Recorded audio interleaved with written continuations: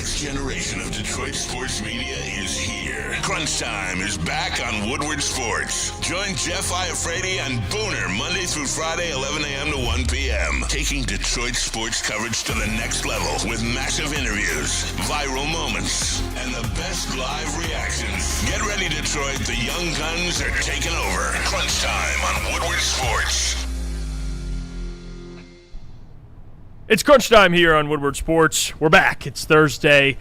Got another packed show today. Yesterday we had the DOC on, we had Detroit Kool-Aid on, and the crew is back for another show with different updates. Pistons free agency, well, off-season really. Detroit Lions, we'll talk about that as well. Detroit Tigers, we'll talk about that as well. Jeff Iafrate, Booner, KG, and... oh, no, this is a bad look. What is going on with my guy? Oh, this is a bad look. Oh, damn, man. He did lose the Glizzy challenge. Oh, no. They got my guy, bro. Caleb. I hate the fact that I had to do this to you, Caleb, if I'm being honest. I don't like this. I don't like this. It's Big Z the Clown. It's a Big Z the Clown. I hate that I had to do that to you. Caleb, just how do you feel? How do you feel? Itchy, number one. Itchy. Does this motivate you to get Booner back in the next Glizzy off? I don't know, man. I feel pretty like I don't know how I feel right now. Like I don't feel motivated to beat him again. I just feel silly. Like I feel like a fucking idiot. As you should. You lost. And you lost in like it was bad fashion. Yeah. It was terrible. I don't think the nose was like a part of it at first. Was it? No, I don't think it was. They added the nose in. It came in the package. We ordered the thing, the hairnet, and the nose just was in there when we opened it. Kind of So fucking smells bad. I'm gonna keep it. You didn't have to give him the nose. You I'm didn't. gonna keep it. I'm gonna keep it 100. It was only the it wasn't, cloud but the hair, nose. but the nose came with you it. don't take the Caleb, nose come off. on. Don't take the nose off. Come on. The nose really puts it all together. What if he can't breathe, Dude, man? Oh, he can That's breathe that out of big his styrofoam. mouth. It kind of smells bad. Hey, that's from Jeff Bezos, God. bro. That came from Amazon. I don't know Right. what's going on over there, man. Aaron know. Green said worked in the Caleb is factory. definitely Employee of the Month. He's a team player. No doubt. Shout out, no man. doubt, man. Yeah, He honors his commitments. He does. he does. He is a man of his word. Principles. Let's get to 175 likes. We'll run it back. Now Maybe he's it's got to be like back. 200. Once 25, we could get to 200 likes. That's easy. And but we're going to run it back eventually. It's like UFC. We're going to have a number 2 bout. Yeah. Like it's going to It be, what is is Booner, it? Caleb, too. 2, yeah. For Like Booner, we're going to make Booner sure we Caleb promote too. it. We need 200 likes. We're going to promote it. We're going to have a weigh-in type deal. It'll be like I don't even know what it would be, but a weigh-in. Y'all should do 3 glizzies this We'll time. do it Let's all. up the No, glizzy. 2 was already. 2 was a lot. I know 2 with the extra chili on Yeah, it. that shit was the extra chili. I'm a literal fat dude, and I was full after the 2, bro. Yeah, Like, man. eating them fast. Yeah, I was full. I'd say that in the chat. Shout out 36 months. It says Caleb Bozo, however you spell the Damn. last name. A lot of bozos. They're Caleb Bozo Zarnik. Caleb Bozo Zarnik. That's a I'm good new nickname. I'm everybody that thinks the Pistons got a lot better this year. That's me. Damn, all right. Watch your mouth now. Watch your mouth. My bad. Oh, man. I'm telling you. That's Oh, true. Steve man. O'Baby says, "What if I? What Hey, if I have homie, to don't play that. sneeze?" Yeah, wait, what'd you say? He said, "Steve O'Baby says, what if I have to sneeze?" I mean, what, you sneeze? It's not all in the clown nose. Yeah, I mean, Fuck it, man. It's yours. or maybe if you got to sneeze, just take the nose off. When's the last time you guys have seen like a legit real clown? Since I was a Years. kid, I don't even know if Yeah. clowns are real anymore. The It movie. That's Yeah, I Pennywise. don't even know if clowns are Pennywise. around anymore. I hated clowns growing up. They're the scariest Why are things people of all scared time. of clowns? I don't understand. When you're a that kid and you don't know better, clowns are a little freaky. The don't guy know. with his face painted and like colorful, it's like that's not a Their normal intention person. is to be like happy and go. No, lucky when you're and a all kid, that. you don't know that. You just first glance see that and you go, "Whoa!" I mean, KG, you see that in the middle of the night. No, well, that's in the middle of the night. It's a little different, but Caleb is the sad clown. You can just see he's No. not like the happy clown. Oh, He's- that is. Caleb, you look like you can't come 100 feet within an elementary school. yeah, no, that's, You do. he got a restraining order. That's fucked up, bro. Y'all trying to say he on the list, bro. He not on the list. We not doing I'm that. already in a fucking clown outfit. We not doing that. Bro, you sound different, by the way, too. Like your nose is plugged up, so Yeah, you sound because I have a clown sounds like you're nose on. sick. Well, I did see a Netflix movie of a man that was like a part-time clown, and he actually became the clown, and it was like a horror movie. So maybe he's becoming the clown. I don't know. Yeah, Fuck, I hope not, dude. This sucks. Yeah. I hope not. Oh man. Okay. That's well, fucked we got a lot to get into today. We're gonna start with a lot of Pistons because stuff came out yesterday. Don't worry, I'll get to the Trey Murphy stuff. I know someone from the chat, I think it was Jay Hart, sent me the report. Shout out Jay Hart. Bad report about Trey Murphy. We'll get to that. You'll find out what that is. But we do have to respond to something. Okay, we do have to respond to something, and we know Neil is typically the one who likes to respond to things people in this town talk about. And you know what I mean by people in this town that are on other airwaves. One of those things we're going to respond to is the report from a source. Random source. We don't know the source. Random source. We do not know. And Mike Valenti said the Detroit Pistons are done this offseason. That's what the source told him. So I'm going to operate in good faith and trust you, Mike Valenti. And let's operate under the assumption that this is true, okay? If the Detroit Pistons are done this offseason, well, we've talked about it. We can get into the whole offseason as a failure thing. I know we have had plenty of conversations about that. But let's just really break down how we'd feel if the offseason was finished. And I'm going to just throw in there that Dern's resigned, assuming that happens. So he's back. Yeah, so of course. You basically would have the guys that were here last year, no Tobias, no Isaiah Stewart, clearly no Marcus Sasser, sorry, Caleb. But then you add all these other guys, Isaiah Joe, John Collins, Torian Prince, Ibuka Okori. So you kind of look at the new roster. For me, would I be disappointed given what we expected to happen this offseason? Yes. Yes, I would be, because the biggest thing we talked about last season from the Pistons going from where they were to where we want them to go is to add another scorer. Now, I think half the job would be finished. I think half the job this offseason is shooting, and they did that. They added it at a high clip. In spades, yeah. In spades, no doubt. The other half was another scorer, and they have not done that. So if the assumption from Trajan, again, we're operating under the assumption this is true, but if the assumption by this standard that, hey, Asar and Dern are going to take that next step and we're going to progress and then we'll see where we're at the trade deadline, I'm with you. This is where I agree with Booner from yesterday. Like, I'm over this whole let's wait to the trade deadline thing, even though there's truth in it that you could wait and get someone who's expiring, maybe the Tyler Hero thing or someone else who's available. Yes, that could theoretically happen. I would be frustrated if that was the case. And to be honest with you, as much as I do love Asar, and I do really like Duren, despite what people want to say about his playoff performances, I don't think that Cade, Asar, and Duren is enough. Even assuming that those guys take a jump, I think Duren will get better. I think Asar will get better. I don't know how much Asar offensively will get better, and I don't know how much better Duren will get. I think he'll add facets to his game, but for them to really take that next step and, in my opinion, reach an NBA Finals and potentially win that is by adding another scorer. And that's what we're waiting on right now. So if the offseason ended today, would I be thrilled? Not necessarily. I think the team got better, and that's where me and Caleb are going to disagree. I think they're better. Yeah. But how much better is the question? And I don't think it's enough for me to roll into the season and be like, you know what? This team is ready to contend for an NBA championship. Because as constructed, they are not. They are, if you want to say they're better than last year, fine. Can they maybe mess around and make another playoff run? Yes. But I think the East got better, and we talked about that. And there's still a lot of things that they still have to go out there and prove with this new team compared to these other teams, what they're doing in the East. So I wouldn't be thrilled about it, but yeah, I hope they're not done. I say all that to say that. I really do. I hope they're not done. I don't know. Like, this is the thing, too, with, like, a report like this. And I know, like, the first initial thing, and this is what I hate about social media and the Detroit fan base. I've said this for I've said it a million times. Like, people hear Mike Valenti say that, and they're instantly like, oh, it's Mike Valenti. He's not that. Guys, like, someone told Mike Valenti that. At the end of the day, it is Mike Valenti. As much as you don't want to believe him, he's the one that reported a couple months ago that there was a little bit of a butting of the heads between Dan and Brad. And Jeff, do you remember the timeline of that when that came out? A week before that, what did I say? Hey, there's probably some sort of butting of the heads between the two because this is the most important offseason for the Detroit Lions. A week later, someone tells Mike Valenti, hey, this is the most tension that there's been in that building, which I think we could all agree is a fact, right? And someone, obviously, you're probably guessing like a TJ Lang or someone told him that, and that knows the building and knows people in the building. I'm not going to sit here and say his reports are wrong. Someone, obviously, that he's been in this business a long time, someone within the NBA circles told him that, and he said it was on a national level.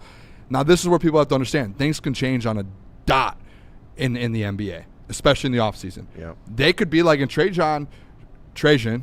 I keep saying We're working Trajan. on You that, always say Trajan. Listen, this is one thing people have to understand. I'm not good with names. I don't know how to say He says names. Trey Montgomery. Names are just not. Sound it out, Booner. And Trey people say, Jan. people just say that names, like, I should say names because I work in broadcast. I do not care. I'll say your name however I want to say it. Okay. All right. He also says David Montgomery. Yeah. Not Listen, I'm going to say it. Yeah. If you don't like it, sorry. All right, Boner. But Trajan. All right, Boner.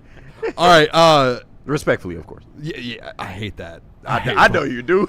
I know you do. I'm sorry. Continue.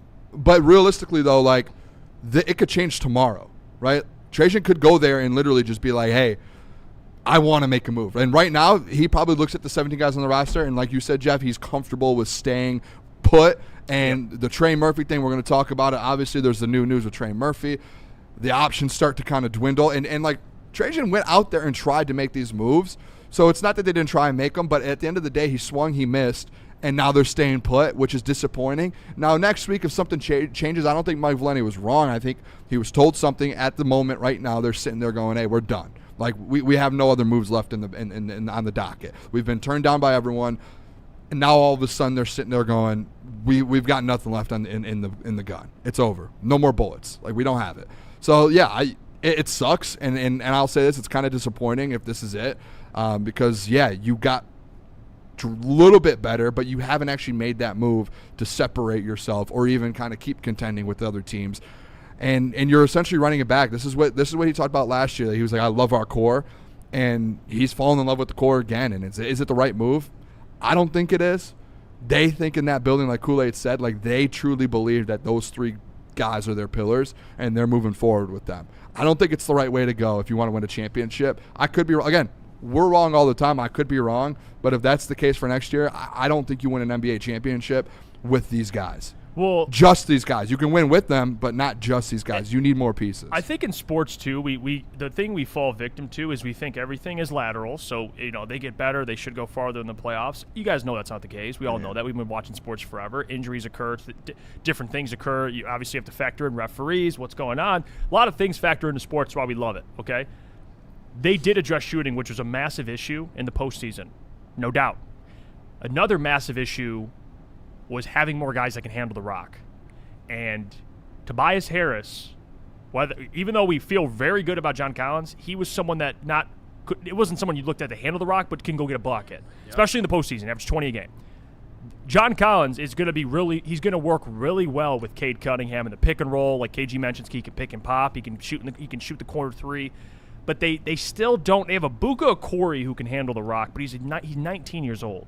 And even though I think he can make an impact, you're not going to depend on him a ton this year. Yeah. So they did address the shooting.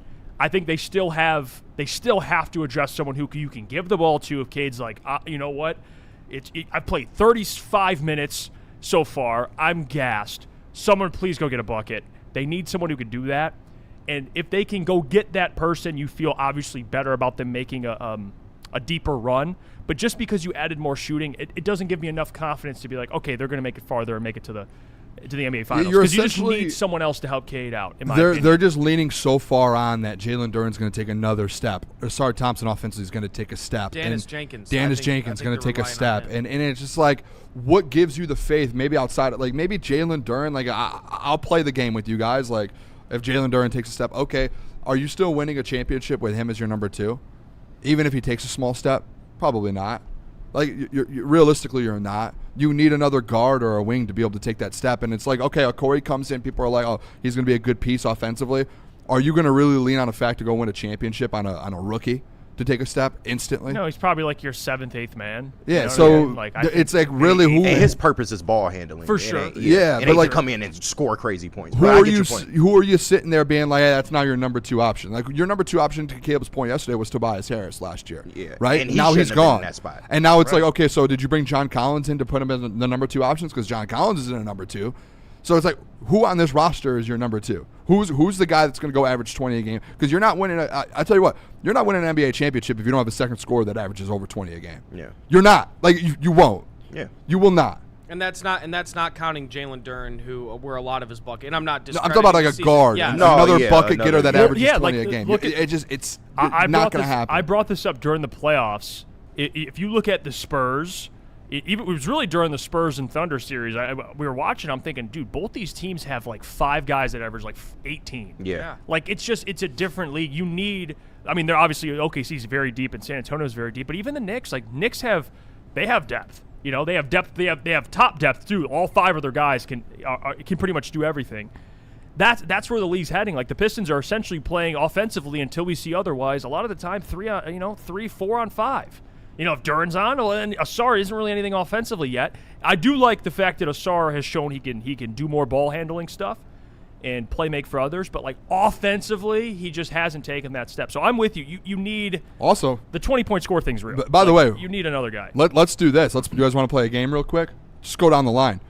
How many? What players on this roster can create their own shot? Cade Cunningham. Yes. Cade Cunningham. Oh, I thought you were. No, I'm naming just- player. yeah. I thought you were. There's no one else. Yeah. Who else on this roster can legit go out there and create their own shot in this league? I think obviously Okori is one, but again, he's But again, you just named a rookie. 19, You and- named a 17th No, overall I'm not- pick. You asking him to name him, he Yeah, named him. So. That's it. But and again, Dan- 17th Dennis, overall that's pick. It. That's it. And That's Dennis, who was in the G League a year Dennis ago. Jenkins. Yes, I So agree. you're telling me like you guys want to say, hey, this is a championship roster, but you only have in a league where it's made to create your own shot. Like you win by having playmakers and shot creators. You have Cade Cunningham, and then your next best shot creator is a guy that was in the G League a year ago, and your 17th overall pick. That's who gets brought up to. Yeah, no question. Yeah. You're not winning an NBA championship with this current roster. Like, point blank, period. You won't. So either go get another shot creator or you're going to get knocked out in the second or third round again next year, and we'll be having this same conversation for the second offseason in a row. I think it's as simple as that. Sure. Let's go to break. When we come back, we'll get to that Trey Murphy report, and we got some super chats we'll read when we come back. But first, I got to tell you about our friends over at Planet Fitness. Shout so allow out. me to do that. Planet Fitness is where you need to work out. For only $24.99 a month, you get the Black Card membership, and it's much cheaper than all these other gyms. It's all the same stuff, okay? It's the same weights, but it's cheaper. And you get to bring a guest, and you get access to all the other amenities they have, the hydro massage, and the one I use in there, the massage chair, which I really like. Over 2,700 clubs nationwide, 50 in Metro Detroit. I'm going to hit the one in Royal Oak, but you can go to anyone near you. Planet Fitness, we're all strong on this planet. Game is won in the trenches, and our big fellas don't mess around. The Woodward Heavyweights on Woodward Sports. It's game on at Art and Jake's. Wings, burgers, pizza, and ice-cold drinks served up with attention to detail. Wall-to-wall TVs, great service, and a vibe that keeps your crew coming back. Art and Jake's, a sports bar setting with a fine dining flavor. Finally, life-enhancing LASIK surgery at a price you can afford. Michigan's most experienced eye surgeon, Dr. Yaldo, is offering the most advanced LASIK at just $1,699 per eye, regardless of your prescription. Imagine not just being free from contacts and glasses, but actually seeing better without them. This limited 2026 spring offer is thousands less than others charge. Go to YaldoEyeCenter.com for your free evaluation and save. Dan Campbell is in redemption mode. No, make no mistake. It's not revenge he's after. It's a reckoning. And Woodward Sports is here to cheer on the Detroit Lions every snap. Don't miss a moment of Detroit Lions coverage. Follow Woodward Sports on all social media platforms now. Woodward Sports, let's go. All right, let me tell you guys about Founders and All Day IPA. It marks right now. It is the 15th year anniversary for Founders Brewing and the legendary All Day IPA. Make sure you guys go check it out. They are citrusy. They're crisp and refreshing with a perfectly balanced taste at 4.78 BV. They are built to go the entire distance, whether you're like us going to watch a UFC event, going golfing, going watching a Tigers game, whatever it is, they're built to go the distance. And right now you can get $5 shorts at any Art and Jake's locations in the state of Michigan on Mondays, Thursdays, and Sundays. So make sure you go get one at Art and Jake's, and please, as always, drink responsibly. We're back, crunch time here on Woodward Sports. Hit that like button for us if you're watching and enjoying it. We appreciate you for tuning in. Shad, appreciate the 5. He says, it's only a failure because Pistons fans went into the offseason thinking Murphy was available when he was, and let's be honest. No, honestly, it's not even just Trey Murphy. Yeah, like, Shad, it's the fact that you knew, like, this is where I think Pistons fans get off a little bit, and you need to be able to kind of get back on the trail here. Guys, just because they don't, like, you have to go into the offseason with some sort of expectation. You have to. Especially after having 60 wins and getting bounced in the second round. Something has to get done, right? You have to take a step forward. When they don't make a move, Pistons fans love to jump off of that. The fans that had this take of, hey, go get Trey Murphy, go get Kevin Durant, go get this. And then as soon as they don't, oh, I'm going to protect the Pistons at all costs. They didn't really need to make the move. Oh, Trey was never. Guys, no, like, they had to make this move. It's not just Trey Murphy. You had to go get a number 2 next to Cade. This isn't a secret. It's not at all. Again, if you're going to sit here and say we're crazy for saying that, guess who also thought the same thing, guys? Trajan Langdon. Yep. Trajan, he was the same. He had the same thought. That's why he went after Kawhi and Kevin Durant and Trey Murphy and Kyrie. There was reports of that. Like, that's why he went out and tried to get these guys, is because he knew the same thing that we did. But guess what? He failed at it as of now. He hasn't done it yet. So don't try and make excuses for the Pistons and for Trajan Langdon. And like it's a fact, man. It's on paper. Everyone knows it. That's it. Like I think it's a simple fact that, hey, they were supposed to do this. They haven't done it yet. Disappointing. Is there still time? Yes. Has it dwindled down? Yes. You're running out of time. What is it? What are those things called? You flip them over and they. With the Hourglass. Yeah. What did you say? Sandman? Well, no, with the sand in it. Oh yeah, I thought you said the Sandman. Yeah, the hourglass is almost out. You're running out of time, and it is what it is. Well, we also have another one. Tev Sauce, appreciate the 5. He says, D-Mac said this morning that he was out on the Tigers, but he's creeping back. My question is, will Booner gatekeep D-Mac? We have a segment about the Tigers today. Hell no. The answer, hell the fuck no. That's Ain't nobody gatekeeping D-Mac. No, I promise you that. He can do whatever the hell he wants. Appreciate the 5 though, Tev Sauce. Clown Caleb though. Yeah. By the way, Donovan Strong. Booner wants Trajan to trade Asar and 3 first-rounders for KD. I never said that. But make a move. You have moves on the table. Make a move. Listen, I don't know why people think it's like a crazy take to say, hey, this team should have made a move. I just think it's context to it. But your take is not wrong. And once again, I'm not necessarily of the belief that they did as much as I would have liked them to do, but he did what he could. And I just look at this thing, and me personally, this is just my view, don't yell at me, Booner, but I really think that the way they improve shooting and the amount of 40-point percentage 3-point shooters that you added to this team, it is really going to pay dividends as we go along in the season and into the playoffs. Is it enough to get us to the NBA Finals and the NBA Championship? Probably not. But once again, like you said, everything is not necessarily linear, and I know we are not of the thinking of next year and shit like that. Trust me, we're Detroit fans. We don't want to hear next year. But for the people that say, oh, you only had one crack at this and you failed, I just don't vibe with that, bro. I still think there's opportunities at the trade deadline, and even going into the next offseason, that is a very, very heavy free agent class next year that you can dive into as well. I just think the well dried up. He did what he could, but as long as he improved the team, I feel better about their chances, because I do expect jumps from Cade Cunningham, Jalen Durant. I mean, this is what you're paying them to do. These are your stars. This is who they identified as the core of the team. So I expect them to get better while you improve the shooting and improve the spacing. We'll see how it falls. We're just a good team in the East. We're a good team in the East. You're not a great team in the East right now. That's fair. And last year, again, if people want to push back on that, we won 60 games. again, I was told the last 2 months when I said it was disappointing because you won 60 games and you got bounced in Game 7 at home by 40, I was told it was a fraudulent 60-win season. Look at you using Neil's lingo. I was told. That's exactly what it was, though, was it not? Like, that was the conversation. So now when I bring up, hey, you were just a normal 60-win team or a below-average 60-win team, and you got just a small bit better. I mean, you can't argue and say we got really good. We got way better. You upgraded Tobias to Jonathan to Collins. That's an upgrade. I'm sorry. It's an upgrade, but it's not a massive upgrade. It's just a normal upgrade. Yeah. And then you lost Isaiah Stewart and you replaced him with you gonna. Like, it's not like but you gonna learn. You're not looking at this offseason and being like, oh, they got way better. No, they didn't. Like, it's okay to say, like someone in the chat, Booner, you're just doing clickbait. No, I'm not. It's like, it's okay to be like, hey, they didn't get. I don't have to be a slappy all the time and be like, oh, they got so much better, they're gonna go win a championship because they got John Collins. Like, what are we talking about? They're just a good team in the East now. That's it. They're not a great team. They had an opportunity, like KG said, to make a move to become a great team in the East. They swung and missed. They didn't get the job done. Can I ask you this? Because this is a conversation we had on when we were remote.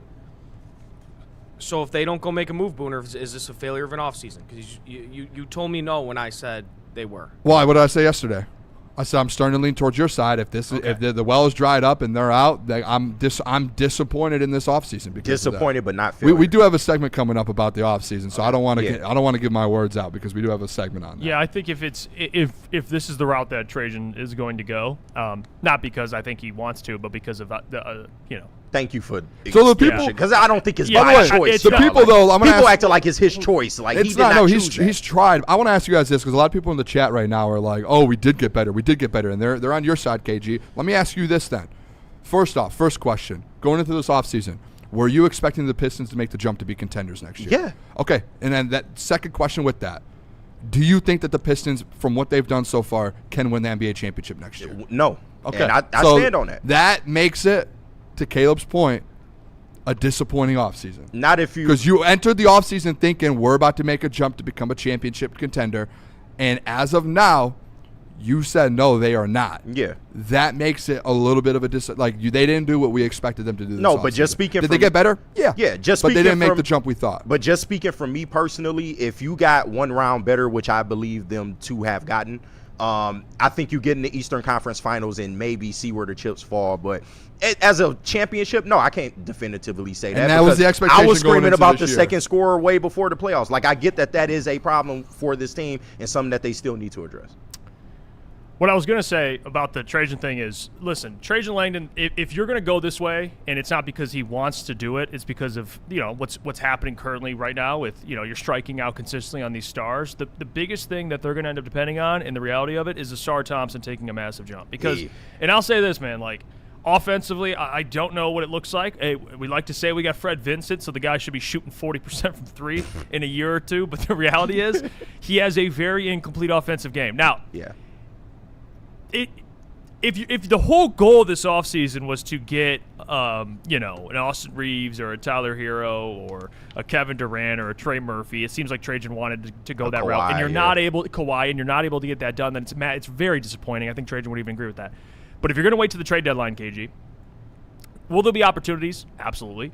But to really make fans feel better, dude, like to start the year, if you see a just much more improved Asar Thompson, you feel a lot better. But the reality is, like, based on what you've seen the last 2 years offensively, you just don't feel great about it. You can't bank on it. You can't bank on it. Now, what I do like about Asar's game is, again, like I talked about, his ability to handle the ball, and I think he does have playmaking. He has playmaking abilities that I think probably need to be tapped in a little bit more when he has the rock in his hand, but.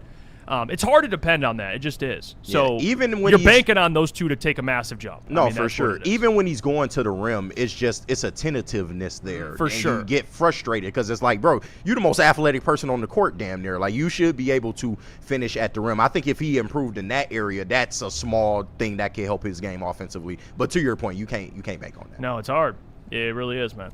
I mean, you need a Sar and Duren to take a massive step forward. And I'm gonna be honest, like I feel like that's been the sentiment with the Pistons for the last 5 years. It's been the sentiment for all of Detroit sports. Yeah. The internal development. But it feels like it's been more with the Pistons. I feel like I've just said that take so many times. Where you're just like, you just need the guys to take the next step. Are y'all of the thinking that Cade can take another step too? Yeah, because sure, I think so. Yeah. Because I've said infamously, if he became just a slightly better 3-point shooter, that helps this team in ways that you can't even clean imagine. up his handle. I also have always had the take where I think Cade needs to just take more games over, and I know he already does it, but no, I get what you mean. I've always said that he has this thing where he averages 9 assists a game, almost 10 assists a game, so he likes to get everyone involved. But there are times where Cade Cunningham should be able to go out there and just say, I'm taking this over. Because I think he can score whatever he wants in the NBA. Yeah. Like he can take over. Yes. And he had that moment this last year, and this is where he could probably get better, and you could see his improvement, where he was top 3 in the MVP race. And then he had about a 4 or 5 game stretch versus the Spurs and a couple really good teams in the league that he just was bad. This goes and back he to struggled. And it was like that's where he needs to take that step to where, hey, there has to be that next level. And he's already in those. Hey, he's a top 6 player in my opinion in the NBA. But like you got to get to that top 3 level, especially if you want to win an NBA championship. He's got to get to that MVP level. He does, especially with this roster. If they're not going to make any moves with it, and this is it. He needs to get to that level, or you're probably not going out there and winning 60 again, and you're probably going to get bounced in the second.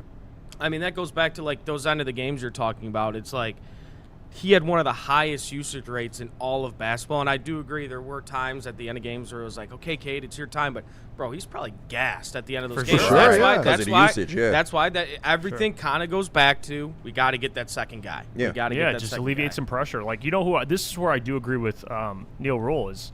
I think the shooting, he talks about how much it helps Duren. He's not wrong, by the way, at all. Yeah. It also helps Sar, bro. Yeah. Like a lot. Give those guys, it gives them more spacing, which I'm not disagreeing with that. But you know what would help Cade? Another guy who can make plays with the basketball. No, for sure. Another ball handler, but that can score. Let's go to break. We come back. I do want to get into this Trey Murphy stuff, and we can talk Jalen Duren, and we can talk about the offseason. That's coming up, too. We have an interesting question for you guys about the offseason. We want to get a feel for the people. So we got all that next. We'll get to the Tigers as well. But we got to hear from our friends over at Water Hazard, right? So let me tell you about them. Shout out. Water Hazard from Founders. You should be indulging. Golf course or Art and Jake's, which will be at Saturday. But you can get those $5 Water Hazard cans at any Art and Jake's location in Michigan on Mondays, Thursdays, and Sundays. Please drink. Ton of man meat. Welcome to the Woodward Heavyweights, live daily 5 to 7 p.m. on Woodward Sports.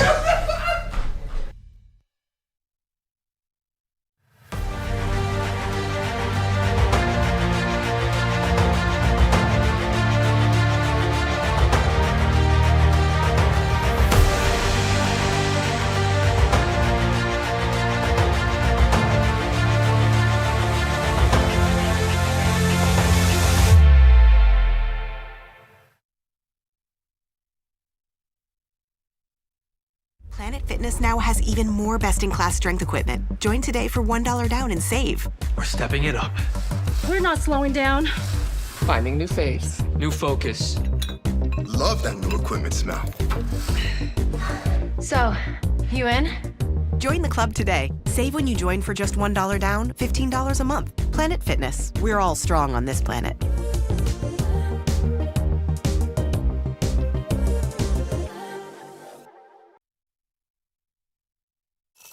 Most talked about Detroit media by other Detroit media, and we love it. It's the Woodward Sports Network. Let me tell you about our friends over at Yaldo Eye Center. 30 years of experience, 100,000 procedures. They are the trusted experts.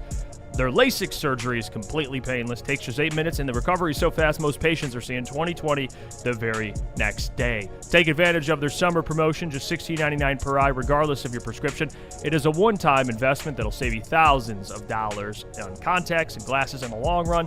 Wake up with clear vision. Book your consultation with Yaldo Eye Center today at yaldoeyecenter.com/1699. We're back. It's crunch time here on Woodward Sports. We were talking the offseason, how disappointing it could be.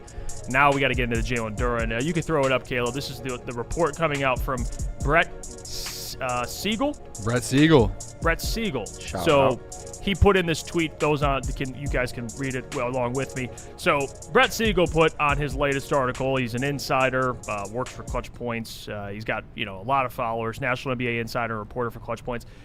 The quote in the article is this, talking about Jalen Duren.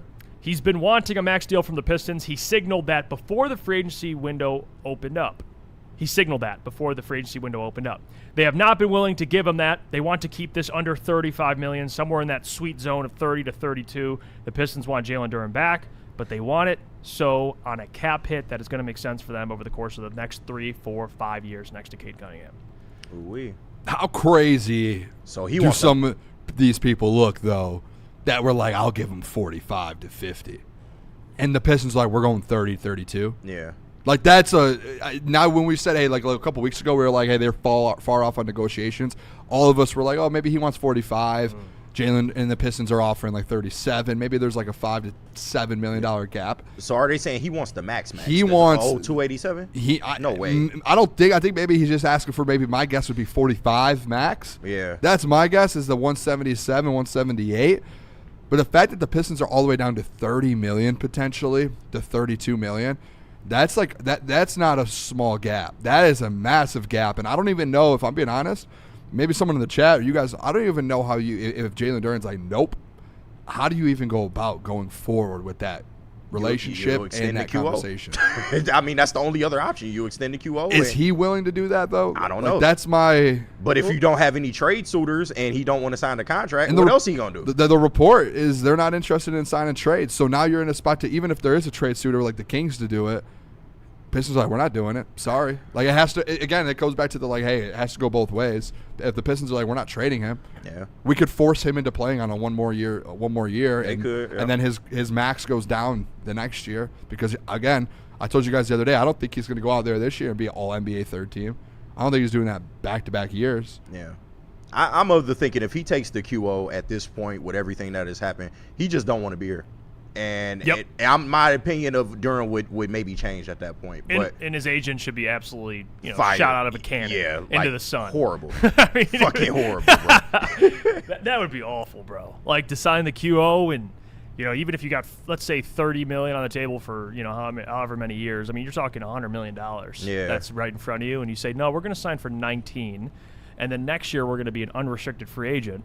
And then, God forbid, it's not even like the third team All-NBA, but like you just get hurt or whatever, or you put up the same numbers, but then you still play bad in the playoffs or whatever the case may be. If you don't significantly improve, you ain't gonna make. Now teams are like, well, I'll give you 30. But that's on him. He don't want to accept the 35. And you missed, which seems to be the market for centers in this offseason. Yeah, well, that's the issue. It's like if he thinks he should be getting over 40 and he wants the max. To Jeff's point, if he goes into plays this year, right, and then he becomes an unrestricted free agent next year, Walker Kessler got 32. Yeah. You know your market at that point. Yeah. You're not going to, as much as everyone thinks he's going to improve, he's probably going to have the same year, if not just a little less, or if he does a little bit. Again, you know how hard it is to go back-to-back years 13 or All-NBA, unless you're like a pure scorer. If you're not a number one option. That's hard to do. So, like, this is the best he's going to get. He's probably going to go into next year if this all plays out that way, and he's going to get a $30 million offer as well. Like, you know your market. If you're his agent, you know the market right now for centers like Jalen Duren. Yeah. You know it.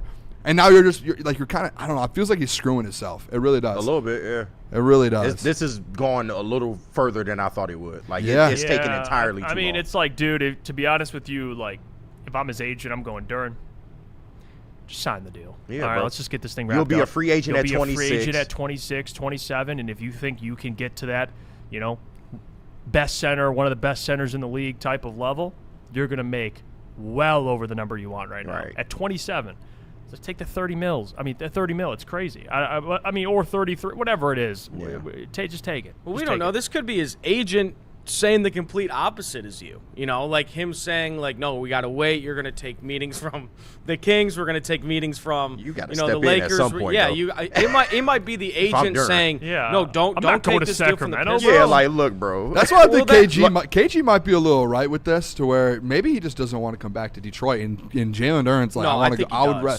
I thought he did. But KG is right. The fact that it's gotten this far into it and then there still is not a deal done. It's July 9th. And, like, free agency's like people are like it's only the weekend, but like you would think your restricted free agent would have either been signed or had another offer somewhere else, and you would know they're struggling. Yeah. They're far apart. Pistons are talking $30 million. He's talking about the max. Yeah, that's like what? That's where you sit there like, man, maybe Jalen Duren does not want to be a Piston. The longer this goes, it kind of shows that. This whole time I thought he did, and I thought this was a play to get a little bit more money. But as this goes on, like KG said, man, I'm starting to question it a little bit. Yeah. I don't know how they operate with that. If that is the case, it's a tough way to operate. You're not going to force him to be here. Right. I mean, the reason he doesn't want to be here is because obviously the money, number one. But does he want to be a number one option somewhere? Because he's not getting that anywhere. Why would you not want to be the pick and roll partner with Cade Cunningham, one of the best playmakers in all of basketball? I would say 80% of your points last year came off of lobs from Cade Cunningham. Like, why would you not want to play here outside of the contract? Because if that's the case, then he's not bright. If that's the case, you get to play with a playmaker like Cade Cunningham. You get to play in a situation where it's set up for you guys to have success. And you're going to be your starting center, number 3 option at best case. I mean, the team that drafted you, the team that you were here the last couple of years, like it just makes a ton of sense. If you want to go to Sacramento and rot and disappear, then like KG said, soft as Gerber. Yeah, no, baby real shit. Honestly, it's probably not even the fact that he wants to be a number 1 or a number 2 somewhere.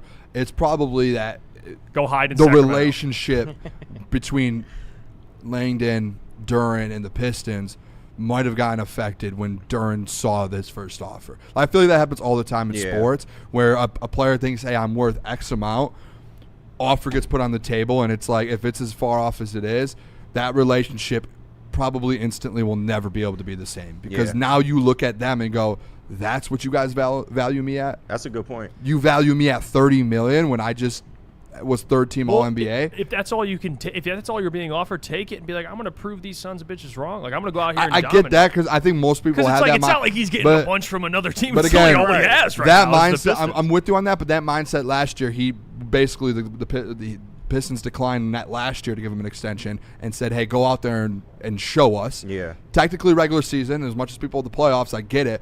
He went out there and showed in the regular season, third-team All-NBA. Yep. So in his mind, he's like, hey, you told me this last year to go show you. I showed you. And then you put $30 million on the table when I could get 45, 47, up to 50-something. Yeah. And you put 30 down. Like, you cut almost my contract in half. And I showed it to you. You could see where – and I think I heard someone say it. It was a national reporter that was like, this relationship, like – I think it was a former player actually said it. Hey, like it'll never be able to kind of form back together if that's the case. I mean, the longer this goes, you got to think that relationship is deteriorating. Yeah, and I think you own to something. I think it's a combination of that. I think it's a combination of him overvaluing his skill set, and I think he looks at it as, okay, I came into this the same time, damn near roughly the same time Cade did. We went through the sewer together. We brought this team back together. And Cade got paid, and I think he looks at that as like, look, I'm just as much a part of this restore in Detroit as he is. So I want to get paid just like he got paid. And I just think that's personally the wrong thinking. You can have generational wealth right now and still go get the bag that you want in the future. No doubt. And it's just, and like I said, the longer that this goes, what other conclusion can I come to that, okay, he doesn't like something in the front office, and maybe he does really genuinely is starting to lose faith in wanting to be here. And that's how I have no choice but as a fan to look at it. Like that's why when that first report came out a couple weeks ago that they were far apart, that was my first thought initially was this is going to be bad. Like if that's true. Because, again, there could be the agents just trying a certain thing. Oh, let's do some negotiation tactics. It's right. Add to the fact he already played on the QO and proved himself. So, it's just not a good look all around. It's tough, bro. And at the end of the day, Pistons hold every card. They do. They really do. Like they don't have to give him a contract if they don't want to. True. If he wants to sign and trade, Pistons are the ones that have to sign off on it. But then you got a disgruntled center for the 82 plus the playoffs. Yeah, but at that point it's like, why not? Like he's not going to not go out there and play because if he does that, then guess what? Now he's not going to get a contract next offseason. No, I get that. So he has no choice but to go out there and play. So. I mean, that KG, you brought it up a little bit. That QO legitimately might be an option right now, which is crazy. Like we talked about it a couple weeks ago. We talked about it a couple weeks ago, and we kind of all like scoffed at it and laughed at it. But at this point right now, things are starting to get pretty weird with these negotiations. So I definitely see the QO being an option, which would be really, really dumb on Jalen Duren's part. And that would be the worst case scenario for him this offseason is signing that QO with the Pistons. Did we read Ryan's reaction super chat? No, we didn't. So he said, I remember did. Duren's rookie year, he used to post YouTube videos documentary style as if he was going to be the next LeBron. He's a little delusional. Did he? Oh, yeah, he did post some of that stuff. Was he actually? He did have rap battles on stream, by the way, with who was the streamer he was collabing with, man? He's hopped on different he things. did that during All-Star break. Yeah. He was in there. He was rapping Not also. Kai, but he was doing someone It's, over there. I forgot about that, dude. Ty Lil or something? No, who's the one that makes beats? Oh, Black Boy Max. Black Boy Max. I think it was him, right? Did we read Sideless? No. $5? I can get it if you guys don't want to. Yeah, go ahead. Sideless $5. Can we give Trajan a did not complete until the trade deadline because that can change everything? I say F. I save F for we got worse. I don't think we did. So let me ask you, when we would do a did not complete, what would that be, like a DNC? Yeah. So if we put that title on him, 6 months ago when the trade deadline was there before, there was a DNC, there was a did not complete for the free agency. Now we're like, let's throw another DNC on him now, did not complete for this free agency going to the trade deadline. And then when the trade deadline comes around, are we going to go, hey, didn't do it, did not complete, it's free agency. And now we're backed up another 2 years. Oh, here we go. Like, are we going to keep throwing that title on him or no? Yeah, I mean, what happens if you don't fill out the entire test? Do you guys remember in 2023 when the Lions went to the NFC Championship? Absolutely. Do you guys remember that? This is a learning moment for me because I was one of the ones that said they don't have to do anything. They're going to make everyone was mad they didn't make a move, and then they end up getting bounced in the playoffs the next year and then miss the play. Well, I'm not going to go side and side. But I'm just saying, hey, there is hey, let's just keep pushing it off. Like Brad, we don't need to do a trade. Oh, we're good where we are. It's not in our timeline right now. Like I keep hearing that it's not in the timeline. Like Greg Kessler, he was on Brad Galler's show and he had mentioned, well, they're the timeline, right? Greg Kelser, yeah. Kelser, yeah. Yep, shout out the legend. Special K, right? Yep. The timeline's not there. They're not supposed to be at the spot. No, timelines change, guys. They do, and they change quick. And when you win 60 games and you're the 1 seed, timeline just switched. Like, there's no more like, hey, we're still developing these guys, and like next year we're just gonna go to the Eastern Conference Finals. Then you're there. It was the same thing with the Lions that year. Like Brad, you were there. Now I do love to bring up. They did make a move. It was DPJ at the deadline. So I love to bring that up every time. They did make a move. Yeah, it was that's where He's like a professional dancer. You have to be now. able. We talk about like coaches Pretty being sure. able to adapt. General managers have to be able to adapt. Yeah. Like if your timeline speeds up, you have to move differently. It's the same thing with Brad. Like that year, that 2023 year, they made the NFC Championship game. I didn't expect it. We all wanted everyone's expectations. I know the Booner path, but for the most part, it was win a playoff game. Yeah. They made the NFC Championship game. That's where everything changed for me in terms of urgency. And I think the Pistons are in the same – it's not apples to apples, but timeline-wise, it is sped up, KG, 60 wins. Yeah. A game away from the Eastern Conference Finals, everything just changed. You know, like I'm not saying you got to blow it all up, but I'm with you. That urgency, it speeds up a little bit. You winning 60 games and getting bounced in the second round is equivalent to the Lions going 15-2 and getting bounced in the playoffs too. Like it's the same timeline just happened. And guess what the expectations for the Lions every year was when that was going on, and even now. It's a Super Bowl. Like, you have that roster now. And it should be the same exact expectation for the Detroit Pistons. It should be NBA championship now going forward. Yeah, and I will say this, like, it's obviously it's not apples to apples because the Pistons are all very young, so I understand the age thing. But you did have two players. You had two players all-NBA caliber. Osar Thompson's ascending. There's other young players that are ascending. So I understand that. Like the Lions had, Jared Goff and guys that have been there and done that before. So it's not exactly the same, but the timeline stuff is. Let's go to break. Yeah, we should take a break, actually.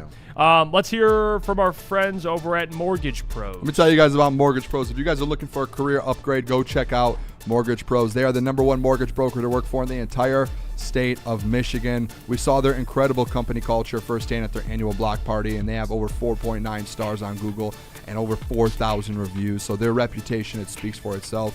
If you're looking for a new job, give Mortgage Pros in Troy a call. You see the number on the screen right there, 248-416-1361. It's Mortgage Pros. Let the pros handle it. Jameer Gibbs. Breakout season loading. Inside the 5, Gibbs to the end zone. Touchdown! Woodward Sports, the most dominant Detroit sports coverage around. I hate to tell you, energy drinks, but you're about to be crushed. Thrive nootropic energy pouches are here to change the game by delivering steady, focused performance in a clean white pouch for a fraction of the cost. And unlike other brands, Thrive comes from an American company that's been leading the way for over 30 years. So stop drinking gut rot energy drinks and why don't you thrive for a change? It's just better.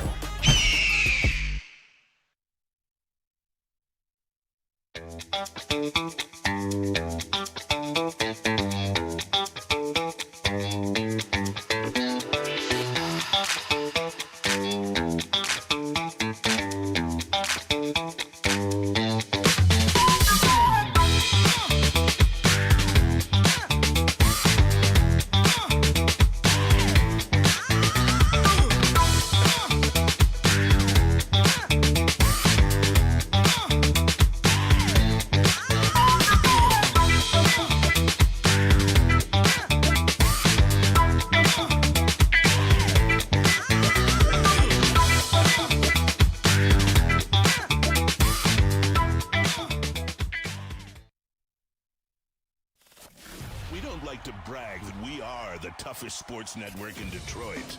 But we do have a guy named Darren McCarty on our side. Woodward Sports.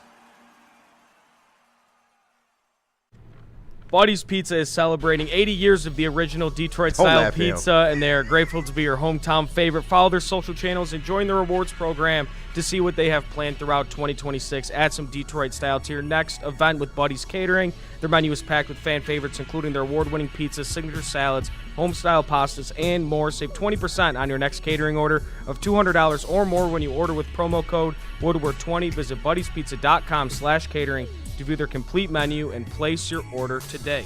Buddy's also does clown shows. So. We are back. It's crunch time here at Woodward Sports, talking a lot of Pistons. We're going to get to Lions. We're going to get to Tigers.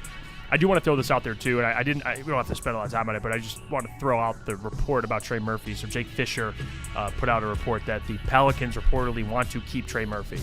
So from the Pelicans, this is a report. The offseason chatter got blown out of proportion by the front office, letting other teams think he was actually available. Troy Weaver should be fired. He should never have a job as like a front office guy again. The fact that they let that get out of control, that's what are you doing? That's a lie. You put that out there. 100%. They're like, it got out of control and we let it to believe that he was more available to other teams. Dude, you just let other teams just believe that?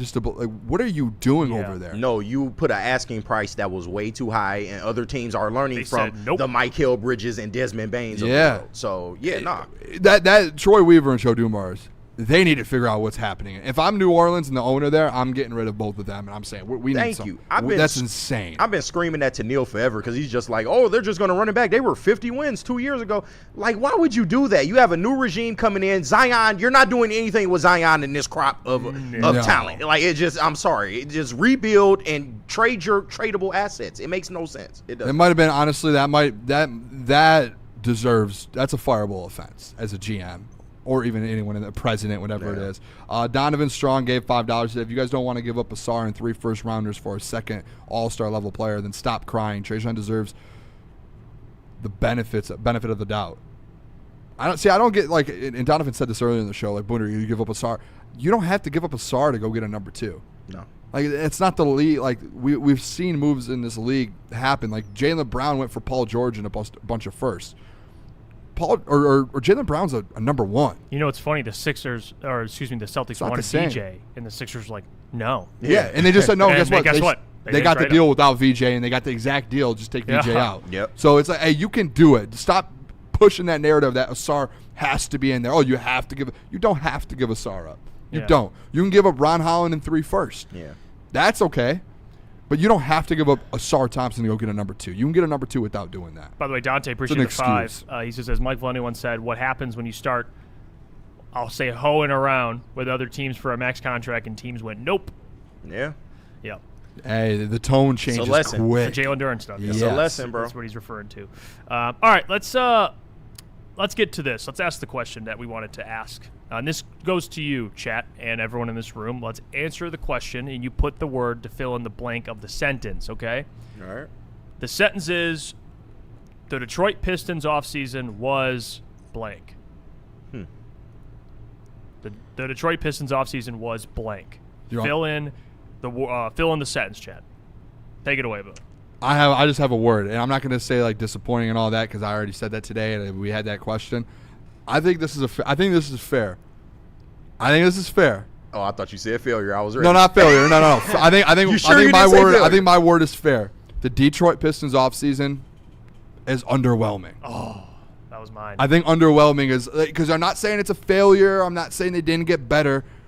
It's just underwhelming for going into this offseason with the expectations. And if you want to say, well, you guys had different expectations, you shouldn't have had those and set yourself up. I think every Pistons fans had the expectation. And not even just Pistons fans. You guys remember who's one of the best reporters in the league right now? Can we all agree Brian Windhorst is one of the best in the league? Yeah. Probably a top 3 NBA reporter right now. Even Brian Windhorst went into this offseason and was like, the Pistons can do anything they want. They control free agency. They control trade deadline. Or the trades. They control NBA offseason. And even Brian Windhorst a couple weeks after that was like, I'm disappointed a little bit in this, and it feels underwhelming what Langdon and the Pistons are doing right now. And I think it's fair to say. I think this is the most underwhelming offseason based off of what the expectations. Winning 60 games, 1 seed, bounced in Game 7 in the second round at home by 30, and then you don't go out and get another guy to complement Cade Cunningham, and you still haven't extended your all-star center. It's underwhelming. It is.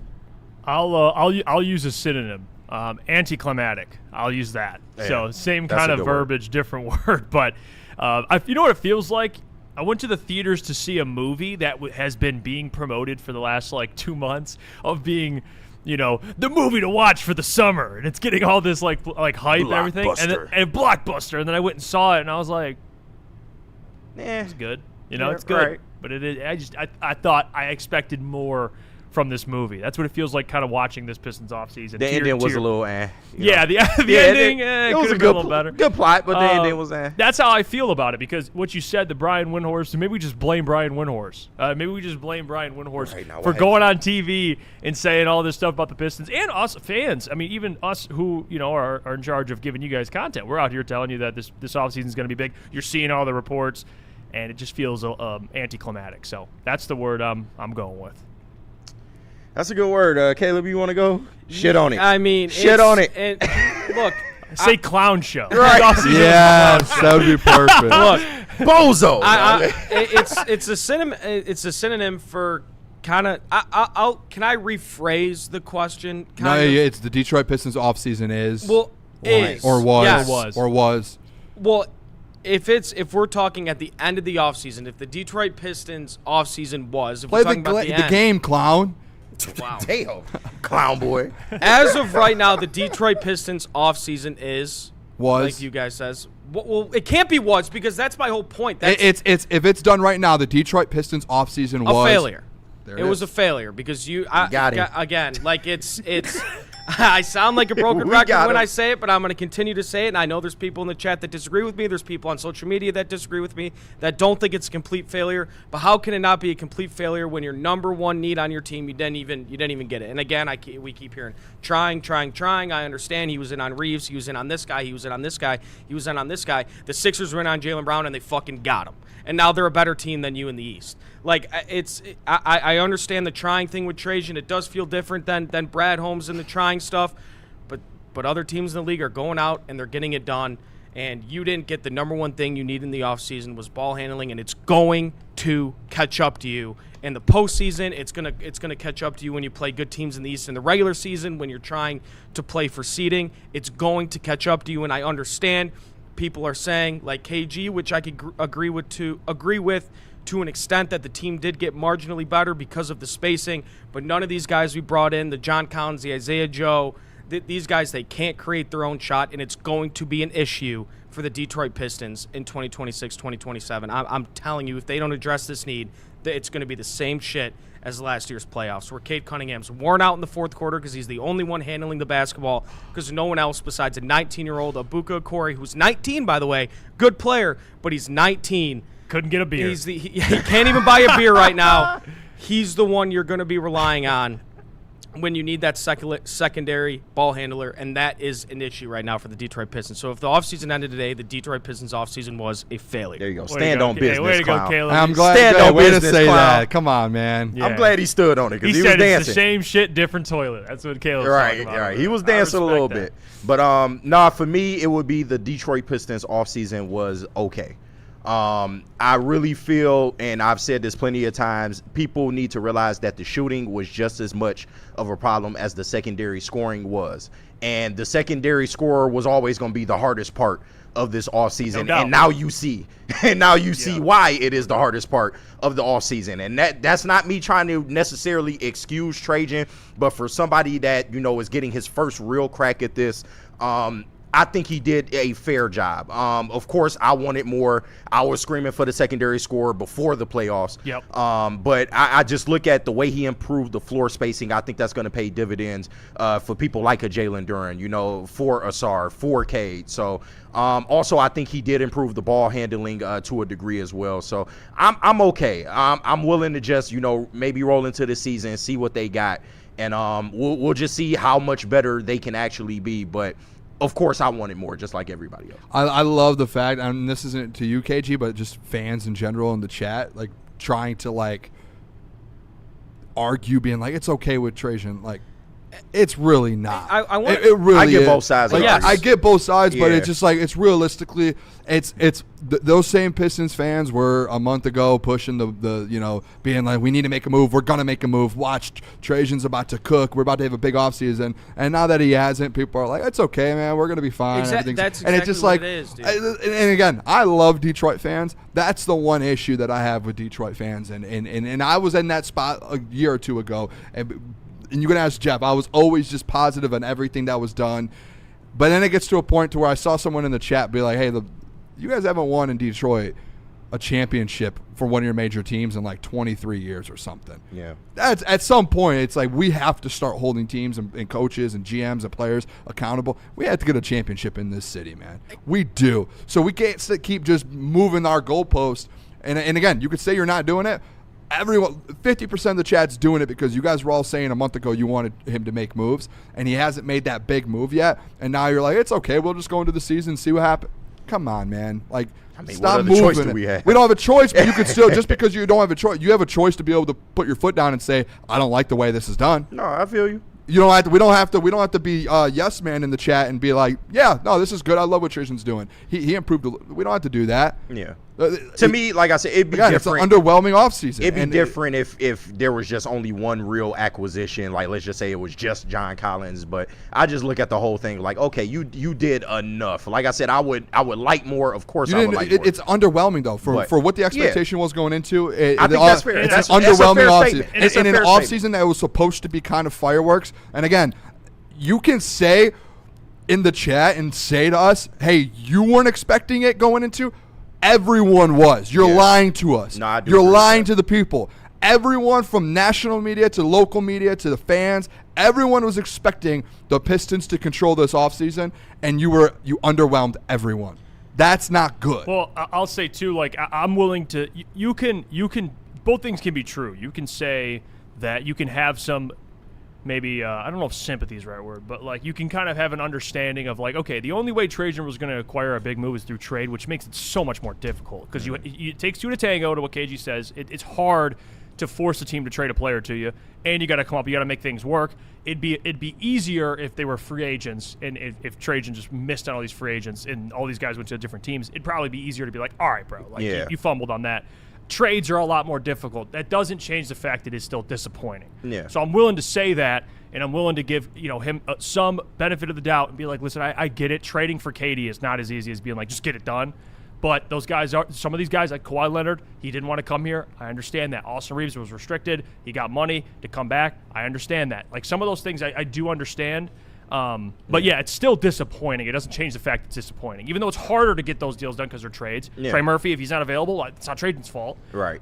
So I understand that, but it doesn't change the fact it's still disappointing. No, you know and I think back to Kool-Aid's words, because we had Kool-Aid on yesterday, and he was kind of saying, maybe the organization and the way that they are conducting themselves could be a factor as to why they haven't been able to make that move. And I do kind of think about that to a degree, because when I look at it, the Pistons' route to getting that star was going to be through the multiple team trade. They tried the Tyler Hero thing. It fell apart. It was rumored they had a 3-team trade for Kevin Durant in place that kind of fell apart as well. They didn't want to do a 1-for-1 trade, and I don't know whether they felt like they didn't have or didn't want to sacrifice the resources to do a one team versus one team trade. But either way, you sit here and you didn't get that second scorer, and I can understand, people like Booner's frustrations. Like I said, I'm not saying that it's enough per se, but when I just look at it, I'm like, okay, I can live with the results, even though I would have wanted more. By the way, too, just to preface this, Mr. Brent Blair said, wait, is this deadline over? How do we know he's done? We don't. This segment is based off of if they are done right now. If today's roster and the report that was put out this week that said they're done and they like what they have, that's what this segment, just so you know. Like, I don't want people to jump into the middle of this segment and be like, well, they're not done. We understand that they might not be done. I still think that they're going to go out there. Like I said, I think tomorrow something could change, and Trey Murphy ends up being and you know what? Maybe that Trey Murphy report comes out because they're trying to keep that price the price. And they realize the price is getting lower on Trey, so they're like, we actually don't want to get rid of him. We love him. Right. And they're trying to put that price back up to the 4 first. You ain't getting 4 for him. Maybe that's what they're trying to do. Yeah. But, like, again, there are comments in here. Again, appreciate everyone tuning in and doing this, but, like, someone's like, well, maybe he's just, like, he's a young GM. Guys, those to me are just excuses for fans to help themselves feel better. That's all that is to me. When you make up an excuse, like, guys, and you could be like, well, you guys listen to national narratives. And we all knew. When you start making excuses up and being like, we didn't have that, the expectation was the expectation.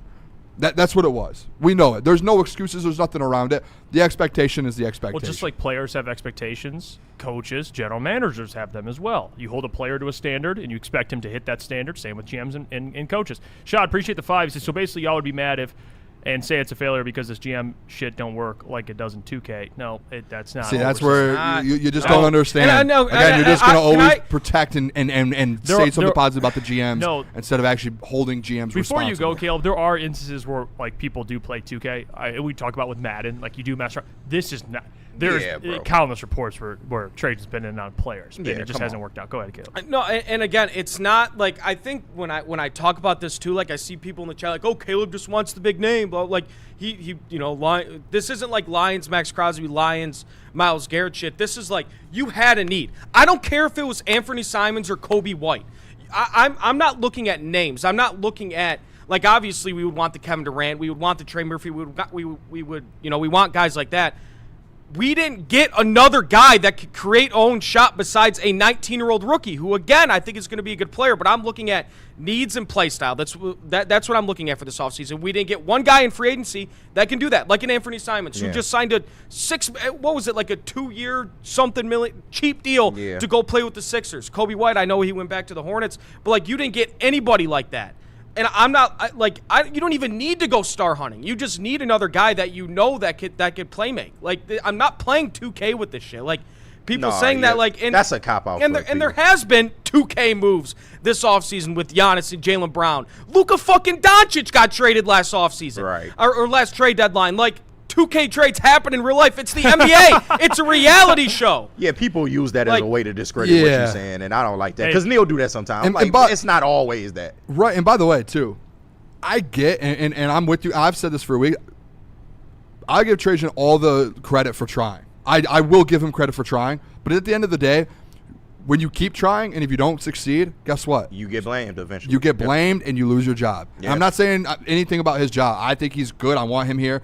But you can't just keep being like, well, he tried. It's not his fault players don't want to be here. You got to find a way. Right. Because you can't just be a GM forever, and you can't just – when you have expectations now to win a championship, they change quick, man. Again, it's a championship expectation now. You have Cade Cunningham, an MVP candidate. You have the roster around him. You need to capitalize.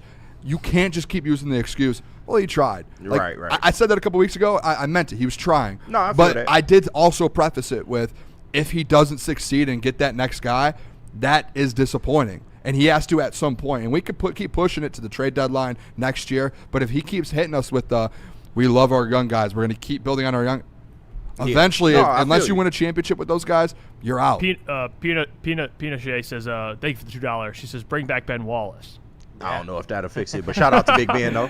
By the way, Jay says I can't take Caleb no, seriously. every time I switch myself and I start talking, I go, just everybody stop listening to me today.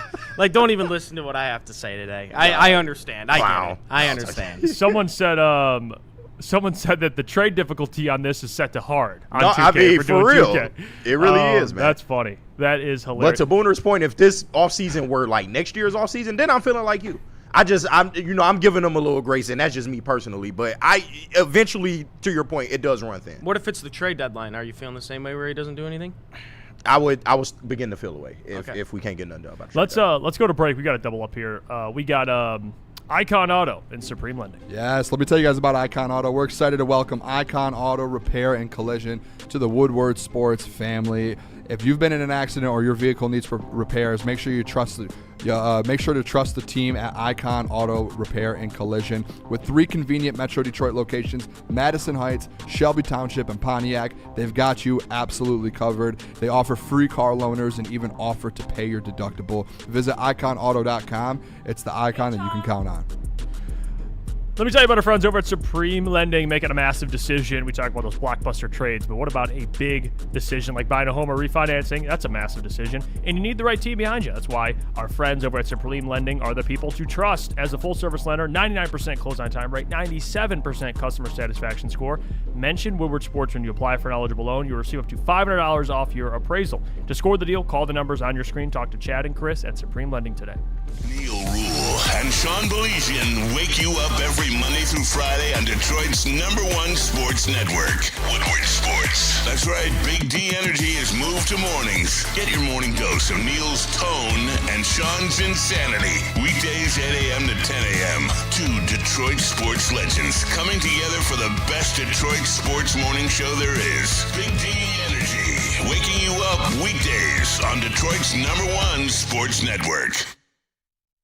Drive Energy pouches give me the energy and clarity to find and beat the shit out of every opportunity that shows its face. Live and direct, I'm back on set action. Create the wave, we cannonball splash 'em. Mic cord swinging, get your head chopped. Point blank, dead stop. 16 bars in a headlock. Drive Energy pouches are for the people who actually want to win, not for the crybabies out there who are happy with a participation award. There's 0 sugar, so give Thrive a try.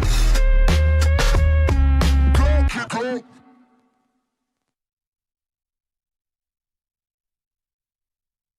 You know how some things are so good they should be world famous, but they're not? Our house-made vinaigrette is one of those things.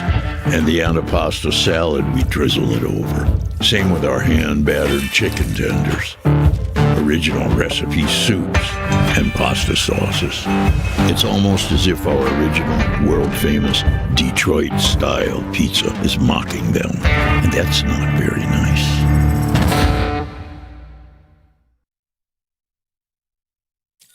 Thank you to all the fans for making Woodward Sports your #1 online destination for Detroit sports. We promise not to drop the ball. Damn, a little slow on the trigger there. But Mad Packs is in, and they are here to give you some of the best products on the market right now. Y'all know what I'm talking about. Not just, the Mad Packs extracts, which they have, the Blizzard packs, which they have, pre-rolls, flour. Today we talking about the gummies, the Boom Shakalaka 200 milligram hash rosin gummies, and the High-Low 200 milligram live resin gummies, man. And you can get all of these great goodies by going to getmadpacks.com. Mad flavor, mad high, mad packs. And let me tell you guys about Art and Jake's, one of the greatest establishments and restaurants here that you'll find in the state of Michigan. Make sure you guys go check them out. We actually are going to be there crunch time. We're just going to be hanging out. It's not an official thing, but Saturday, the Patty fight, the McGregor fight, we're going to be there watching it. They have over 80 wall-to-wall TVs, 22 draft beers on tap, over 90 menu items. They have the crunch time bites as their appetizer. Make sure you guys go check them out. Also, you can grab a Founders there. They have, I said earlier today, I did the Founders read. They have the $5 shorts. I believe it's Mondays, Thursdays, and Sundays, I believe. You can go get the $5 shorts over there. Make sure you guys go check it out. It's a sports bar setting with a fine dining flavor. We're back. It's crunch time here at Woodward Sports. Before we move on, you see the back wall here. You got me and Booner on this back wall. Shout out, man. Jeff look crazy, by the way. We're going to be live. I look like I'm on Why did you demon pose time. like that? What was that about? I look like I'm on Ready to demon risk it all, man. Yeah, Like the mellow picture. That is, yeah, we're going to be live on Friday for the Vlasic Classic Golf Tournament. A lot of special guests will be out there. We'll be live from there. I think we're the only. I think it's we are. It does, yes. 11 So to 1. we'll be there. It'll be a lot of fun. We had the man himself on the show to talk about the event, but now we're going to be there in person, showing off the event. We'll hopefully grab some special guests on that show, so tomorrow will be a big one. So and some 11 to special 1 products. live on YouTube, and some special products live on YouTube as always. I do want to answer this super chat, or at least address it. Pinochet, thank you for the $2. Says trade for Angel Reese. Hey, that'll do it. How about that? Yeah. The me bounds, baby. Let's get it. What does that mean for Jalen Duren, though? They were ex-girlfriend. Yeah, that. true. That's actually an issue. That's a problem. Didn't in the WNBA didn't a team draft? I think it might have been Paige Buchers. Maybe They drafted they drafted her girlfriend. Yeah. Oh yeah. You can't do that. You can't. What if Why they break not? up? What if they break up? Figure it out. Drafted her They're girlfriend. pros, right? You gotta be a pro. Figure it out, bro. Was that base? I mean, is that politics or is that because she's No, a she's good actually player? good. I think No, she's good, for She sure, played. They but- both played at UConn. Yeah. Came out different years, I believe. Yeah, but they were teammates at one point. And yeah, they date each other. Look Nothing at wrong. Cooch. If they break, you want to talk about locker room turmoil? If they break up, what do they do? By the way, Trade one. You keep fucking playing. Pistons, like I'm paying you. Pistons news. Signed a two-way player, Elijah Harkless from the Utah Jazz. Oh, they might be done. We getting two-way He player averaged news now. in 26 games last year. He averaged 6.8 points per game, almost 3 assists per game, 2 rebounds a game, Game over changer. a steal a game. He's a 6'3", 195-pound There's guard. your ball handler, Bro, shot you by the paired way, him? from 3-point percentage. What do you guys think he shot from 3? 36. 36? 40. I'll go 40? I don't care. Okay, thanks for playing the game. He shot 23% from 3. Oh, wait. But listen, you pair him with Ugonna. I'm telling y'all, bro. The Second Cruz unit. dynasty. I Stop think. playing. Yeah, this is sick. Now they're signing two-way guys. This is really getting crazy. if it's That, two-way we did news, put our title, big move coming from the Detroit Pistons. Hey, there it is. They just got Elijah Harkless. That's the move. You guys are waiting for it. That's the move. Corey and Ugonna. I'm telling y'all, bro. That's Corey Ugonna Penny and Hardaway Elijah and Harkless. Shaq I'm looking there, forward man. to Summer League. That starts today, right? Yeah, It does. tonight, Tonight, 5:30. 5:30. I'm looking forward to Summer Pistons League are on for the sure. floor. Headlined by Chaz Lanier, Abuka Okori. It might be over for Chaz. I ain't gonna hold Ugonna. I'm glad we got two-way contract news today, man. That fires me up. We got two-way contract news before we got Trey Murphy news, man. Damn. I like sarcastic Booner. Woo! Killing it, man. Sarcastic Booner. They're killing it. What a roster we have. We're gonna get to some. We're gonna get to some Tigers as well. But I do want to address this comment. Terrell Allen. In order, wait, let me see. No, it's actually his first comment here. He says, "Can you guys answer a question for me? Any other GM that is rebuilding, timeline accelerates. They make the moves to win, but we have to accept, try, or kick the can, or it takes 2. This is insanity." Don't push. If it accelerates, don't push the button, guys, or fans and people will get mad at you for pushing the button because you want to win. Yeah. Don't want to win. In this town, don't want to win because when you want to win, fans get mad at you. Yeah. Who, You Jeff? gotta who, accept it. Who said that comment? Terrell Allen. Bravo, because this is what I've been saying, man. KG, you brought it up on, I think it was last Friday. Yeah. You brought up how Trajan kind of set this up to be a 5-year plan. That has to be sped up. You have Kate Cunningham turning into an MVP caliber player. You have Jalen Duren turning into an all-star. Asar Thompson's a generational defender. Your timeline is sped up now. Yeah. Now it's time to go start making moves. So bravo to whoever said that comment. Love it. By the way, we got to have a conversation about the Tigers. 8 games under 500. Hey, Booner, stand up, man. I Single digits back. I'm telling you, Stand up. There are 8 games you see on the screen there. I put the stats on there they've won 7 of their last 8. They are 8 games under 500 now, which they were like a couple weeks ago, like almost 16. Caleb, can you throw that back up there? Sorry. Yep. 5.5 back of the division and 4 back of the wild card. Great.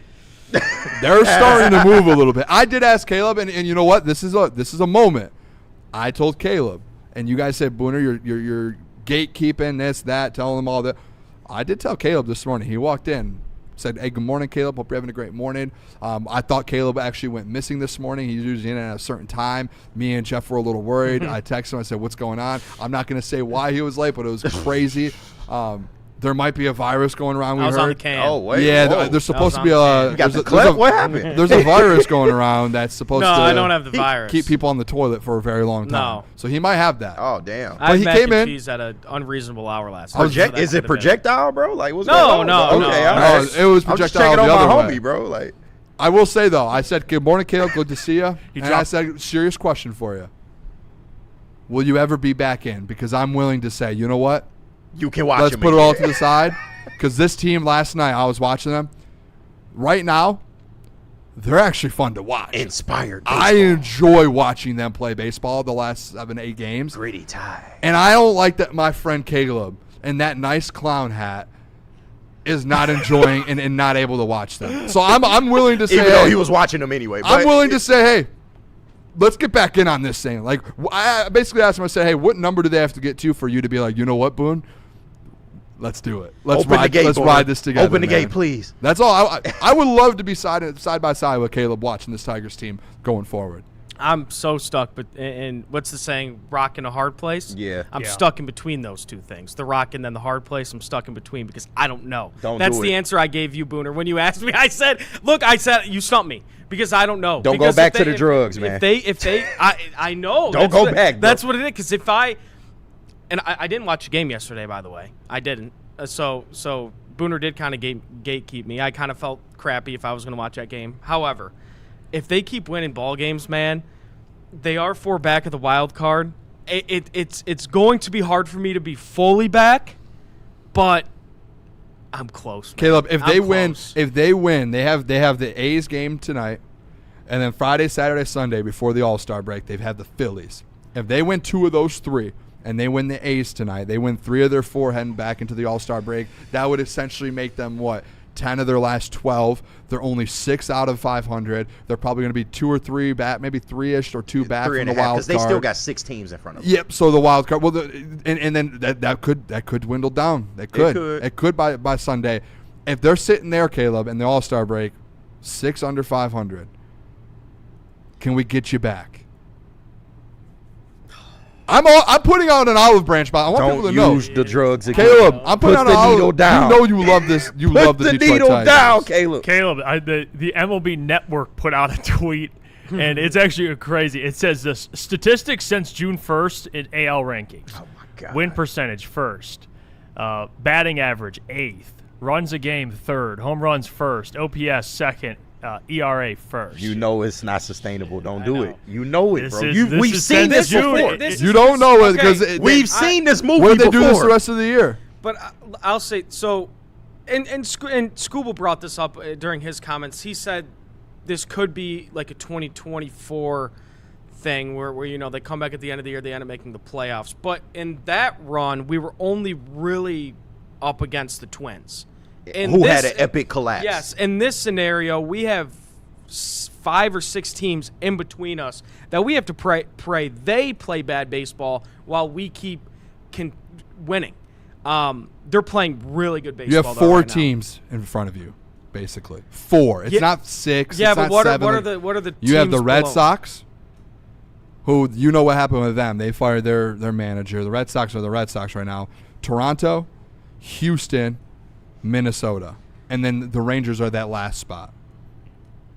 But you know what's going to make me off? And on you're only them, too? 4 back You- again. you- You keep winning like this, it's Yeah, going to that's end where up I'm dwindling That's down. where I'm siding with you on this. Like I'm not going to go as far and talk about like ceiling or what I expect. But if you still have to trade Scooble. But if you add some bats here, like I know Scooble mentioned the being buyers thing. I just think being buyers is also it's also being a little bit of a seller because he's going to be included in the trade you're probably going to make. Yeah. But if you can get some bats, man. And that would mean if you're going to get like everyday players, you got to sacrifice some of your prospects. And I don't know if Scott Harris is willing to do that. But the thing is if you can get bats and you can move on from Skubal, you still have a rotation. Like, Melton was incredible yesterday. Yeah. You keep Casey Mize, extend him instead of extending Skubal. You extend Mize.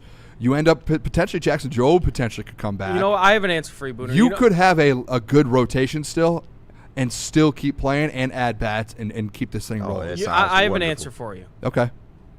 When I'll be back or fully out is August 3rd at 6 p.m. That's when the trade deadline is. If they just have a total lateral trade deadline, then how am I supposed to be back? How am I supposed to get excited? Scott, yes. If they're above 500 at that point, though, are you back in?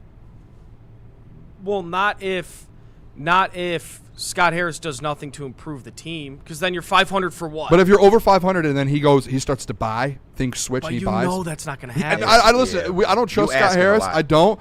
But at the end of the day, you asking a lot. If this team keeps playing this way, they're a good baseball team. I know people hate to hear this, but they do have the best run differential in the division. Yeah. And that's where Skubal's like, hey, I still feel like we're the best team in this division. I'm glad we just had a feels bad that way. May. And that's the thing where it's like, hey, if you guys want to hang your hats on that May that they had, that's fine with me. We all know, and you know this, Caleb, because before the season, you told me this, that they're a World Series contending team. Now, are they that now? Probably not. But just because they had a bad May doesn't mean that talent just got wiped away and they're a bad team. They had a bad month, and it was a really bad month. But now you're starting to see, hey, this is actually who they were supposed to be. And you've seen that this month. And they've been, in June and now July, they've been playing like the team that we thought they started the season like. They have, and you can't say they have it because they have. Yeah, but they have tendencies of the past Not 7 of the last 8 games. They don't. But Booner, they did that the past 2 years. They go on these stretches where you're like, holy shit, this is the best team in baseball. Then they go on stretches, and every single night they shit in their drawers at Comerica Park every single night. Like, they can't put together just 162 good. They can't. Good, like a good season. Good thing right now they're good at Comerica Park, actually. Yeah, and all that is great, bro. But you got to look at that last month that they had. They had a good month. They are surging right now. But you lived off a ridiculous amount of home runs that this team, if they're not hitting home runs, their runners and scoring position numbers are still just as bad as they have ever been. Okay. The bullpen, I still don't trust anybody in that bullpen for real. The starting pitching has been great, and people are getting healthy. You like to hear that. But unless they continue this stretch of home runs, which I don't think is sustainable, how are they going to produce? See, that's where I disagree. Right? I think that home runs were just a point to it. We've seen in the last couple of years they found ways to get runs when they need it, and they also pitching has been good. Pitching's getting better. They've got guys now. Guys are starting to get a little bit healthier. At the end of the day, it's like, hey, and I'll be, hey, if you guys want to grade this season and base this season off 1 month out of the 6-month season or 7, whatever it is, that's fine with me. Go ahead and do that. I'm going to grade it based off of the whole season long. Yeah. And if the trade deadline comes back and they're back at 500 and they are playing some of the best baseball in the entire MLB, not just the AL, but the entire Major League Baseball, then guess what I'm going to do? I'm going to say, hey, this team is where we thought they were supposed to be. And whether you think that they're going to drop back down to the month of May, which I think is insane, there's no way they go back to that.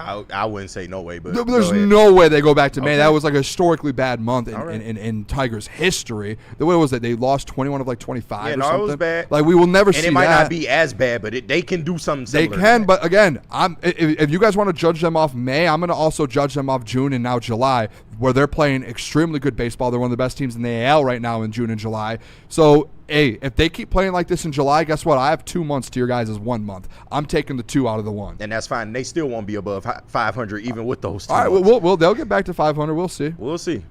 But I don't put the needle down, y'all. It's okay. It's okay to put the needle down. It's we've seen this story before. I get it. But you can't just live and dwell off that 1 month. Like, I understand. Yeah, but you also get, but it is the 1 month. That's what you're not getting. No, you're not getting it. It is just 1 month. No, it's the roster makeup of this team. They are not good enough to accomplish anything. But KG, bro. this is where you're not consistent. Before the season, you said this was a World Series. No, I was told by Tigers people Please that go this back was and find a video. Did we not say that, Caleb? Did you not tell me that? I said it, but Booner, can you agree on this? This happens all the time in sports where we look at teams and they just fail to meet expectations. Yes. And this It is what's does, happening with this year. but they're starting to get back. And you're telling us we can't dwell on a historically bad May. You can't dwell on you can't look at a historically good June where they hit the most home runs in like franchise history in a month and look at that and be like, this is the team. So Caleb, let me ask you this: what's the record now? So that we went off June, right? And the first 9 days of July, first 8 days of July, what's the record? 7-1 or something. So I'm not going just off June. They started July playing the same way. Just like they started June and got off to 6-1, and then they lost a couple of series. But they had a good. They lost a couple. Were they over 500 in June? You can yes, use that. they were. Okay. They were 19-12. It's over right there. June They 1st. were, and now are they over 500 in July?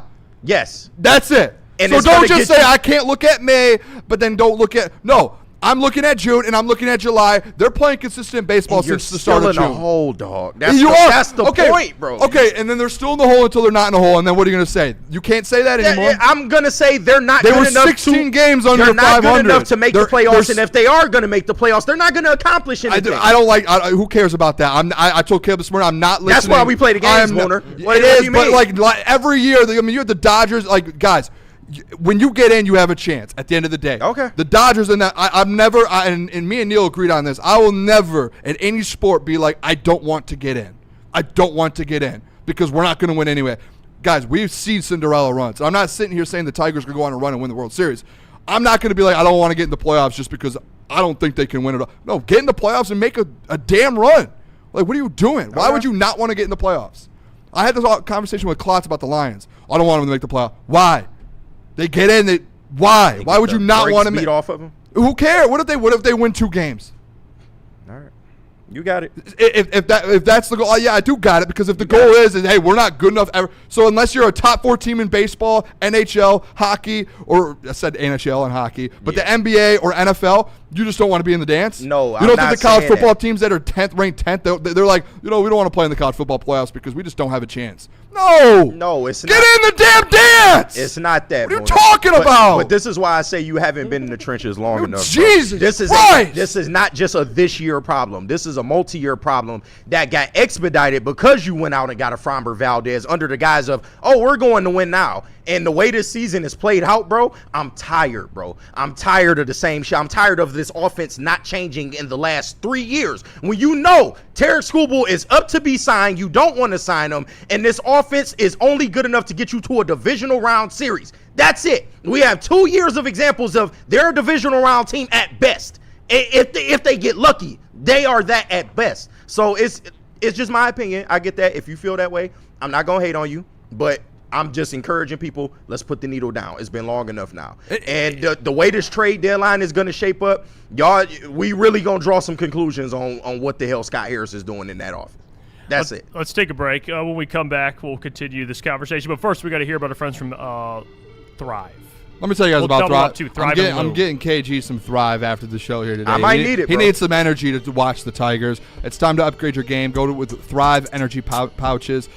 Nicotine-free mental powerhouse packing 300 milligrams of clean and smart caffeine, including alpha GPC and L-theanine. I keep a Thrive thing in my car at all times in case I get tired or anything. We're working a lot here. I have one in our office and I have one in my car to make sure that I'm ready to go. You can find them at dipstop.com and you can use our promo code WSN to get 15% off the entire order, or you can find them exclusively at all Market Fresh or Market Square locations. It's Thrive. They just effing work. And maybe I'm going to get Booner, something there where he can relax, watching these Tigers and not get too excited. But Summer just got a serious upgrade, and I'm talking about the Buzzin' energy drinks from Loom. It's the same THC buzz that you love, 7.5 milligrams, but they paired that with 100 milligrams of caffeine from green tea extract. But it ain't the artificial bullshit. It's all fruit, bold in flavor, light in calories, man. So you can get it in peach and refreshing raspberry lemonade, available at all 40 stores across the state. All you gotta do is go to loom.com, and don't forget, you still get 30% off your entire order online or in store. Use code WSN30 and save some money, y'all. It's Loom Cannabis. Woodward Avenue, the first paved road in America. Woodward Sports, the first sports network born in Detroit and made for Detroit. Finally, life-enhancing LASIK surgery at a price you can afford. Michigan's most experienced eye surgeon, Dr. Yaldo, is offering the most advanced LASIK at just $1,699 per eye, regardless of your prescription. Imagine not just being free from contacts and glasses, but actually seeing better without them. This limited 2026 spring offer is thousands less than others charge. Go to YaldoEyeCenter.com for your free evaluation and save.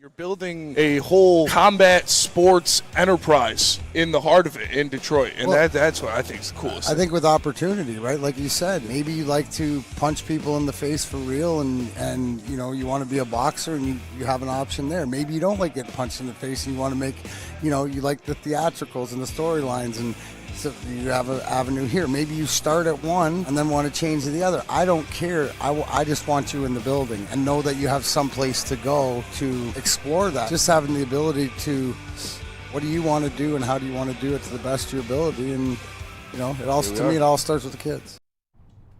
And shout out to our newest sponsor, Amnesia, man. Amnesia is proud to be available at all of the top dispensaries across the great state of Michigan with multiple products for adults 21 and up. And their newest product is the Switch, a 2-gram dual chamber disposable featuring liquid diamonds. You can get high in luxury, man. With 2 chambers and 2 different flavor profiles, you can enjoy the left, you can enjoy the right, or bring them together and get high at the same damn time. But discover your new favorite with the Switch by Amnesia. And you can also get a new favorite at Gold Crown, because we all know the slogan by now: smoke like royalty. And Gold Crown is here to bring you something pretty royal with these royal jesters, 1.5 grams each, and they are quad infused, which means keep coated live resin infused THCA diamonds and terpenes, all packed into one big beautiful joint. Michigan made, top tier, no shortcuts. Next time you hit the dispo, don't think, just ask for the royal jesters, because if you're gonna smoke, you should smoke like royalty. We're back here. It's crunch time on Woodward Sports. We have more to get into. Detroit Lions talk. I know you see on the thumbnail there, Aleem McNeil's on the thumbnail, and today we're going to spend a little bit of time talking about him, because there was something that came out about Aleem McNeil, basically ranking. We do this stuff with the, you know, ranking defensive tackles, and they did another one for defensive tackles, and Aleem McNeil was not on that list, and he wasn't even an honorable mention, and he wasn't anything. So I would assume that no Aleem McNeil means that he was injured last season, you know, so that's why they don't have him on there. Do you have the article pulled up? Because I don't have a link to it on here, but if you do, I can bring the article up. You guys want to go through the top 10? Yeah. So we can go through the top 10 of defensive tackles. Obviously, executives, coaches, scouts did the rankings here. They, you know, Jeremy Fowler does a great job, reaches out to all of the different coaches, all of his contacts, gets a rankings. So number one, do we all know, can we guess who number one is? Best defensive tackle in the NFL. We should say Chris Jones. Actually, no. Chris Jones, defensive tackle? No. Say that again, Caleb. Dexter Lawrence? Not Dexter Lawrence, no. Best defensive tackle. Jalen Carter. Nope. It's just Jeffrey Simmons? Nope. Who is it? Leonard Williams, Seattle Seahawks. Look at Leonard Williams still hanging around. Leonard Williams. Last year he was ranked 6th in the NFL. Now he's ranked number 1. Number 2, Jeff said it. Jeffrey Simmons is the number 2 defensive tackle, which I think that's very, very. Last year he was 4th. Jeffrey Simmons, absolute beast. Number 3, KG said it. Jalen Carter, Philadelphia Eagles. He's number 3. Number 4, I think you could maybe, I don't know his numbers specifically, but he didn't hear a lot of him last year. Chris Jones. Yeah. But we know Chris Jones. He's a dog. Incredible player. Yeah. So yeah, he's 4th. Number 5, Derek Brown from the Carolina Panthers. Shout out. Lowest underrated. Lowest rank, unranked. Highest rank, you guys get this? Derek Brown, number 1. Yeah. His highest rank. And last year he was honorable mention. 6 overall, Quinnen Williams. Yeah. He was at 5 last year, moved down to 6. Number 7, Dexter Lawrence, now with the Cincinnati Bengals. He was ranked at 7. 8, Zach Allen out of the Denver Broncos. Number 9, Milton Williams, New England Patriots. By the way, former Eagle, correct? Yep. Yeah. Went from the Eagles to the Patriots last offseason. Number 10, Jordan Davis, the Eagles. Shout out. And then honorable mention, guys. Byron Murphy, Seattle Seahawks. So the Seahawks basically in the top 11 have 2. Yeah. And the Eagles also have 2 in the top 11 or top 10. DeForest Buckner out of the Colts, honorable mention. He's still hanging around. Shout out. He is, yeah. Vita Vea also hanging around. He's an honorable mention. And then also receiving votes. Do we think, by the way, that Aleem McNeil would receive votes? Not necessarily. No, He's coming off an injury. Not last year, no. Cam Hayward, Kobe Turner, Osa, I don't know how to pronounce his last Yeah, name. he was with the Cowboys, now with the 49ers. Yep, Kenny Clark, Yeah. David, don't know how to pronounce his last name, Onyemata, and He's Ed free agent. Oliver. He was actually a free agent, too. Yep, and then Ed Oliver. No Aleem McNeil. Yeah, I mean, that's... It's no surprise. Yeah, that's not surprise after last year. He doesn't deserve to be out there. I think Derek Brown, by the way, I want to bring him up because Derek Brown is someone who is very dominant, but he doesn't have a ton of sacks. So just to kind of compare to people that bring up Aleem and he doesn't have a lot of sacks, like Derek Brown last year had 5 sacks. But the thing about Derek Brown, he's 6'5", 320 pounds. He is someone that when you watch the tape, he is dominant. Okay, so I don't think sacks are everything. I know Aleem's career high is 5 sacks, but Derek Brown last year was the 13th ranked tackle according to PFF. If you don't want to believe PFF, just go watch the tape. Derek Brown on a defensive line that really has 2 young players. Now, right. I mean, what was it? What was the Nick Scorton, who I liked, and they got and they had Wanham last year. Now we got him. who he was coming off that injury, but yeah, Derek Brown's just always been that guy. He gets double teamed a ton, and he still was top 20 in pressures and all types of stuff. So I understand it's not even about all the sacks thing. Like Jeffrey Simmons had 11 sacks, and he wasn't even number 1. Yeah. He was number 2. So but I mean, it's not all sacks. Leonard Williams 7. I'm though. sick about Leonard Williams because I really wanted the Lions to get him in free agency a couple years back, and you see he's still productive even at he's 34, I think, at this point. But he's been balling, bro. You know what my takeaway from the list though was? Like all these names that are on there, the Seahawks have 2 guys, the Eagles have 2 guys, right? Like all these guys have really good defensive tackles. See, the Lions, after Roy Lopez and DJ Reader leave, now it's time to kind of figure out who's going to play nose tackle. Like, you got to have 2 guys in the middle that can disrupt plays. Yeah. And I don't know if they want to play Tyreek there or they want to run, if they want to have they want to run a different type of defense. I don't know what the plan is, but at the end of the day, like having 2 guys on your D-line that can disrupt things from the interior is so valuable. The Eagles, they've had decent edge rushers. Josh Sweat was there and left, but they've always had Jordan Davis and Jalen Carter. And those 2, you saw what they did to Patrick Mahomes. Like, having 2 guys that can disrupt from the interior, it's a massive advantage. And last year, you didn't have Aleem. I mean, he was coming off an injury, and DJ Reader's a little old. But Roy Lopez, another guy that was kind of he was playing really well in the snaps he was given. But, man, if Tyreek can turn into just a good player, not even a great player, and you have him and Aleem next to each other, or however they foresee it with those 2, like, man, it would change the Lions' defense, man. Like, it really would. Yeah. I mean, if 2. he ends up being – because, again, first-round talent, right? He has the talent. The ceiling's there. The expectation's a little bit more than probably what you would think for an Aleem in his career. Drafted completely different. So you look at that in that sense. But I do think, like, if Tyreek lives up to that, you do have a good 1-2. Yeah. Like, realistically, if Tyreek lives up to what he's supposed to, he's better than Aleem McNeil. Yeah. He is, because he was a first-round draft pick. He has the talent there. So you expect that, and maybe it's a little bit of a different game. Maybe, you're throwing Tyreek at that nose tackle position here and there. But at the end of the day, if you can get 2 just dudes, like, play similar style, if they both go out there and can get you 5 sacks, that's incredible. Yeah. It really is. And do I think it's going to happen? I honestly, I don't know. Like, that's a dream scenario, and that's why I think Brad, realistically, like, interior-wise, let's just call a spade. Brad is he's taking a shot at this thing. No, he is. Because you had Roy, and you knew what Roy was last year, and you let him walk. You had DJ Reader, you knew what DJ Reader was, you let him walk. You're hoping that Aleem, and I know a lot of people are like, Aleem had the potential and the injury. You're hoping, and you're taking the chance that Aleem McNeil bounces back in a big way. Yeah. And you're hoping, like you're taking a shot, and you're just closing your eyes and be like, please. And you're hoping that Tyreek turns into what we thought Tyreek was, because he wasn't great his rookie year. At the end of the day, like, Roy Lopez was playing over him, and that was very well known. Dan Campbell had a press conference where he was like, yeah, he's going through some pain, like growing pains right now, like he is, and we all knew that.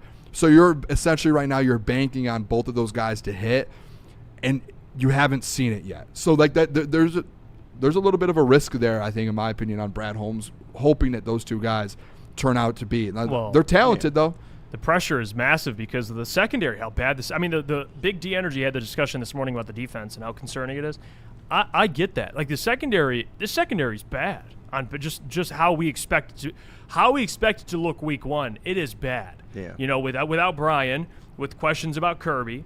But even without TA, and I'm not saying TA was Sauce Gardner, but not having him there. He was a starter. Bro, like, it's a bad secondary. I mean, No, just is. for As sure. it's, so it puts a lot of pressure on these dudes up front to win. And a kind of underrated, or not underrated, but undersold part of the Lions' defensive problems is stopping the run, bro.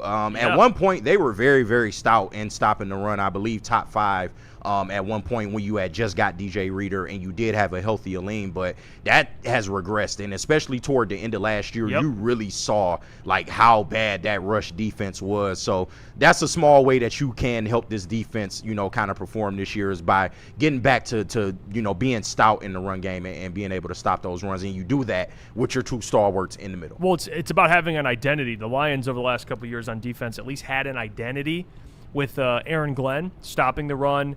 We're going to play press man, even though a lot of people weren't a fan of it, but that's their identity. And they got cooked at times. But they were always a good run defense. Yep. They always tried to limit points, you know, even though they weren't up there until I think Aaron Glenn's last year. I think they were only year they were kind of really good at limiting points, but they tried. That was like the game plan. Last year, they just, especially like when things started breaking down in the middle of the year, they didn't have an identity at all. I mean, they couldn't stop the run. They couldn't stop the pass. They couldn't stop points. They couldn't do anything. Like the Steelers, who ran all over them, were like 15th in the league in rushing yards. And they ran for like 250 yards on them. So crazy. It's just getting back to having an identity. And honestly, Caleb, looking at the secondary, what you look like right now is what I see lining up at corner. Wow. Damn. A beast? Damn, so Rocky Sin is a clown. No, I see a bunch of clown. I almost said something really mean. I pulled back. Let's hear it. No. Let's hear it. No, go aad, Booner. You say it any other time. Caleb, I said today. This is what we're building these relationships right now. Yes. But yes, you guys. It's a circus out there. Yeah, it is. You guys are all correct. Like there's a lot of pressure on these defensive tackles, and Booner kind of alluded to it. Like if Tyleik Williams can become the player we think he can be, him paired with Aleem McNeil, kind of assuming that he'll come back healthy and productive, like that helps your pass rush a crap ton, and that helps a guy like Aiden Hutchinson. That helps a young player like Derek Moore coming off the edge if you're getting the pressure from the interior. But KG, I think that's a great point. I think that's an underrated thing the Lions have struggled with is the run game, or defending the run game at least.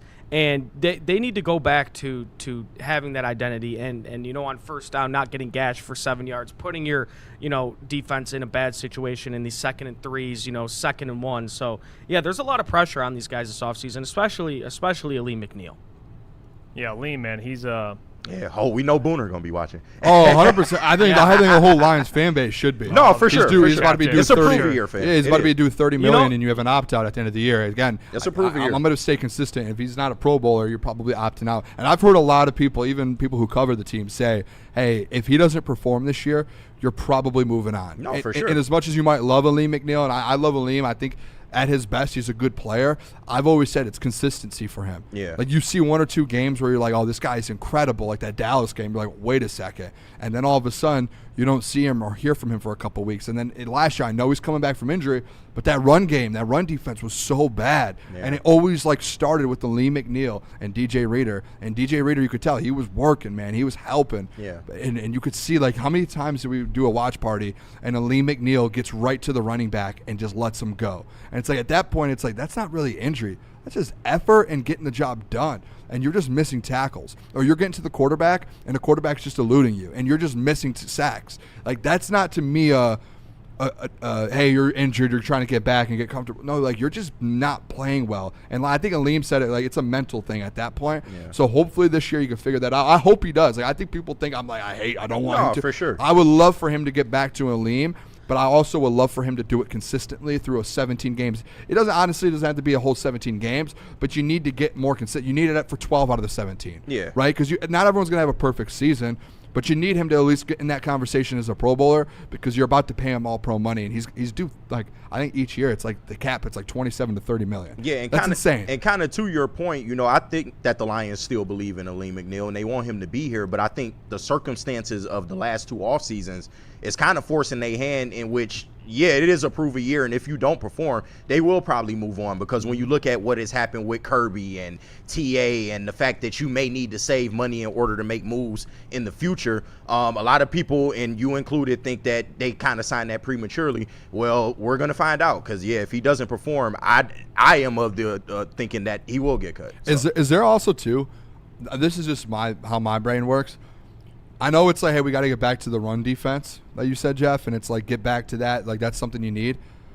Is there like a world where it's like they get back to that, too far back to that, and they just really, like, remember a couple years ago, run defense was great, but your secondary was so bad, it didn't even matter. Yeah. Like, it was like, hey, we're stopping the run, but we're still getting cooked defensively. I think there's definitely a way that could happen. Yeah, especially with that's my worry, is like they're right now, off-season-wise, they're so focused on stopping the run, getting their identity back. But realistically, 2 years ago, when you had that identity, what did we all say? We also need the identity that we could stop the pass. Pass defense is good too. Yeah. And now it's like, oh, they're both bad. Let's just get back to the run defense. And no one's even like having that. Hey, what about the pass defense? Like, where's that identity? I just think I'm waving the white flag with that. Yeah, because they don't. But that's bad. They don't it's value hard to win a that. Super Bowl Just because they don't have it. They don't have it. I mean, what are you going to do? And I mean, Brad Holmes literally spoke during the offseason and said they would rather set an edge than, you know, constantly get after the quarterback all the time. They literally came from your GM. I think they value, you know, stopping the run over everything. Of course, they want to get to the quarterback, but in terms of if they had to pick and choose, they would much rather have a better rush defense than getting constantly after the quarterback. It's like the move 1 step forward, 2 steps back thing. Yeah. That's what it feels like with this. And where I'm at is like the secondary is the secondary. There's no, I mean, yeah, we could talk about free agents, but no one's coming to help you and fix this. The secondary's going to be bad. Regardless. Yeah. Like you're going to give up a bunch of passing yards. There's nothing they can do. That's so disappointing because 2 years ago we were in this exact same spot. Yeah, exactly. And we're right back here. Yeah, yeah, I agree with you. Should have kept Carlton. Let's go to break. When we 6-2. Yeah. Let's go to break. When we come back, we'll continue this conversation. We just got Gold Crown. I did go Crown. Massage Share House. There we go. Let me tell you about Massage Share House. If you're looking to take your relaxation to the next level, visit Massage Share House in Bloomfield Hills, the largest massage share room in the Midwest, featuring top brands like Infinity and Osaki. They are your destination for premium comfort and cutting-edge wellness technology. Experience the difference with Dr. Eric Duncan, the Wellness Doc, the creator of the #1 YouTube channel for massage chair reviews at the Wellness Doc. Book your visit today at massagesharehouse.com or simply scan the QR code on your screen. Massage Share House, your ticket to ultimate recovery and relaxation.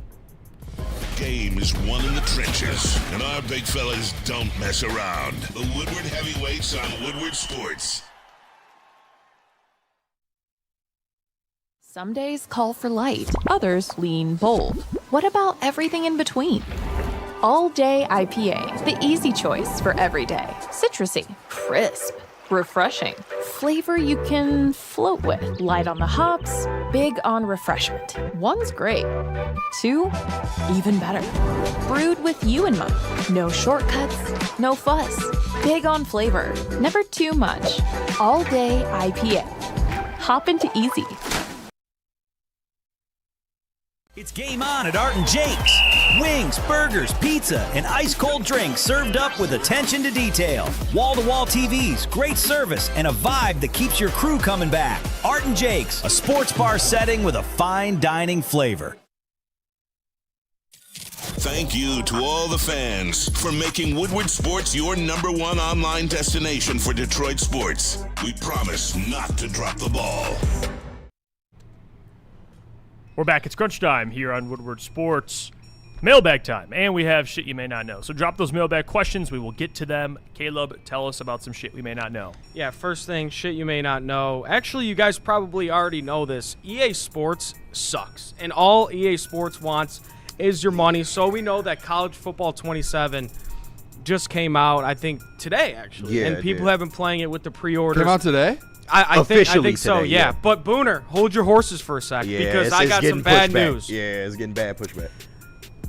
So when you play, Jeff, I know you grinded the Dynasty mode. I think you were Florida. You won a couple chips. Oh, Dynasty mode is the mode. Dynasty mode, Road to Glory. Yep. Apparently, if I'm reading this correctly, and everybody talking about it, there's microtransactions in Dynasty mode and Road to Glory. So if you want to recruit, you want your players to get better, you have to pay money now to do that. That's the worst. You so have they're just to, trying to or make you money. You don't there's you know how it is. There's the option, but it's to be the best. You have to do it basically. I mean, it's like buying 2K. I mean, buying VC in 2K. Like, if you want your guy to get better faster, but you're gonna pay. I guess buy the Dynasty VC. every year the players progress anyway, so you just play it normally. Yeah, but I haven't played it, but all the pushback I've seen is that it's like impossible. It's too hard to do it without it. Yeah, that's the worst. Then no, they're just trying to get more money out of you. I hate that. That's the video game business. Because at least now, 2K, like if you don't have the VC, you don't want to pay for the VC. At least you can grind it and get better, and it's not that hard. Like it is. It's tough, but it takes longer. It does, but like if they're saying that it's like almost impossible to get to that good, because realistically, like in 2K, it's an NBA career, so you can go for 15. You can play 15 seasons if you want. In the Dynasty, if you're doing Road to Glory, you only have 4 seasons. Well, yeah, Road to Glory is kind of like if it's like too hard to get your guy good enough. It's like, dude, by year 4, you're at 70 overall. It's like impossible to get to 90. Yeah, and I'm not saying that I like it, but it makes a little more sense in terms of like Dynasty mode. But as far as Road to Glory, that's atrocious. But that's just the video game business right now. They are gonna find ways to insert microtransactions and raise the price of these games. The worst, it's horrible, bro. It's ruining the video game. This is. I feel like as we're getting older, we're becoming like the old man on the porch. But just keep video games. Like, why do we have to do all this? I understand like some of those Ultimate Team, like paying for some of that stuff. But like Dynasty, leave us alone.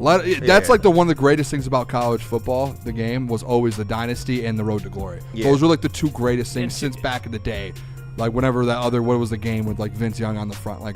Madden 08. Or what was the one that what's the one I used to play all the time? I'd just be a running back and I would play in high school and I would run for like 600 yards a game. I don't remember what year that was, but that was like 14. That was like RG3 Denard, on the cover. Oh, it was Denard. I think it was Denard. That was the last college football That was like game the greatest. That was like the greatest one. Oh, it was. Ever. It was dope. All games are doing it 2K back. I mean, I haven't played 2K for a while. I took 2 years off of 2K because of that. Same. Yeah, I haven't played. The same thing. I bought 2K for the first problem. time in like 5 years this year. When I played, I mean, we're going back to like, I'll just start with an example, like 2015. We'll start there. Like 2015. Yeah, I remember you could get your guy to a 90 overall in one season. You could, yeah. Now, dude, you damn near impossible. Can't do it. You have to pay. They make you pay. I hate it. It sucks. Anyway, you can continue, Caleb. Yeah, let's go to West Michigan for this one. Shout out, sorry, KG, I just threw you on there. Oh, no, you good. I'm a good-looking brother. Bryce Rayner. Look, this is. I could say all these negative things about the Tigers, but our guy Bryce Rayner, former first round pick, went off yesterday. He's coming back from injury, and he's been phenomenal. In West Michigan yesterday, he went 5 for 5 with a home run, 6 RBIs, and these are his hits from yesterday. The exit velocities: 110 miles per hour single, 109 miles per hour double, 109 miles per hour double, 111 miles per hour home run, and 113 miles per hour single. Hey, exit velo, KG. I love exit velo. You know that fucking says a lot, bro. He has power. Yeah, this kid's legit. Now he's still in single A, correct? He's in West Michigan. Yeah. Okay, West Michigan. Yeah, and I do like the prospect of Bryce Rayner a lot. Like even when they drafted him, he was a highly touted prospect, and maybe could be your shortstop of the future. But that's really at this point Scott Harris's maybe only saving grace. Like these young guys that you bringing in that are your guys, they gotta hit. They gotta hit. And McGonigal, so far so good. I'm liking what Max Clark is going to look like. We still got to see what Bersenio and some of these other guys are going to look like, but I like it so far. Hey, by the way, I see Caleb, and I just think Sean O'Malley. Just a big Sean O'Malley. Oh, my God. Your thoughts, Caleb? Sugar Sean. I'm fighting Saturday. Sugar Caleb. I'm on the card Saturday. He's not fighting Saturday. No, I am. You are? Yeah, Caleb That's why you got your hair done the way it is. He going to beat your ass. You should just wear that the rest of the week. No, it's extremely itchy, and I don't like it. So I'm not going to wear it the rest of the week. It's a one-show deal. Real quick though, Nitty Gritty did mention in the chat. Yeah, your super chat's not going to waste. He said, shout out for the 199. He said, KG, say the magic words. You got it, big dog. I did, and Booner just disregarded it. So. No, I said I do got it. Right. That's the first time it got challenged like that. no one ever does that. What's your counter for that? I didn't. I had nothing. You don't have it. Yeah. I got nothing. You got it, big I dog. really I actually do got it. You're right. I really didn't want us to yell at each other today, too, by the way. I was trying to avoid it. But I knew Tigers is a sore spot for me, clearly. Oh, yeah. It's all good, man. We all have I love you. You know I love you. Bro. Oh, I love I'm a Booner passer since day I love ELE. Everyone love everybody. Yes. You got any more, Caleb? Well, yeah, I'll just throw a clown fact out there if you guys want. No, I don't know a clown fact. Clown first appeared in English in the 1500s and originally referred to a clumsy and rustic country person. Nice. Okay. All right, mailbag. Danny G. Did I hear Booner say he hates Lee McNeil and wants him cut? Yeah. I did not say that, Danny G. You're trolling. Shout out the clown fact. He's insinuating it, though. The Sugar Sean thing is crazy. Doesn't he kind of look like just a bigger Sugar Sean? It looks like you're Caleb. You're Sugar Sean, but instead of cutting weight, you're just adding weight. I didn't say it. That was not. That He's was trying to him. be in the heavyweight division. That was clearly, him, Caleb. That was him. That was not okay. me. But Sugar Sean's 135 pounds. I mean, we all weigh more than Sugar Sean. Can you take Salil Ghan? No, I'll talk shit. Yeah, I'm 135 pounds. Who says I'm not?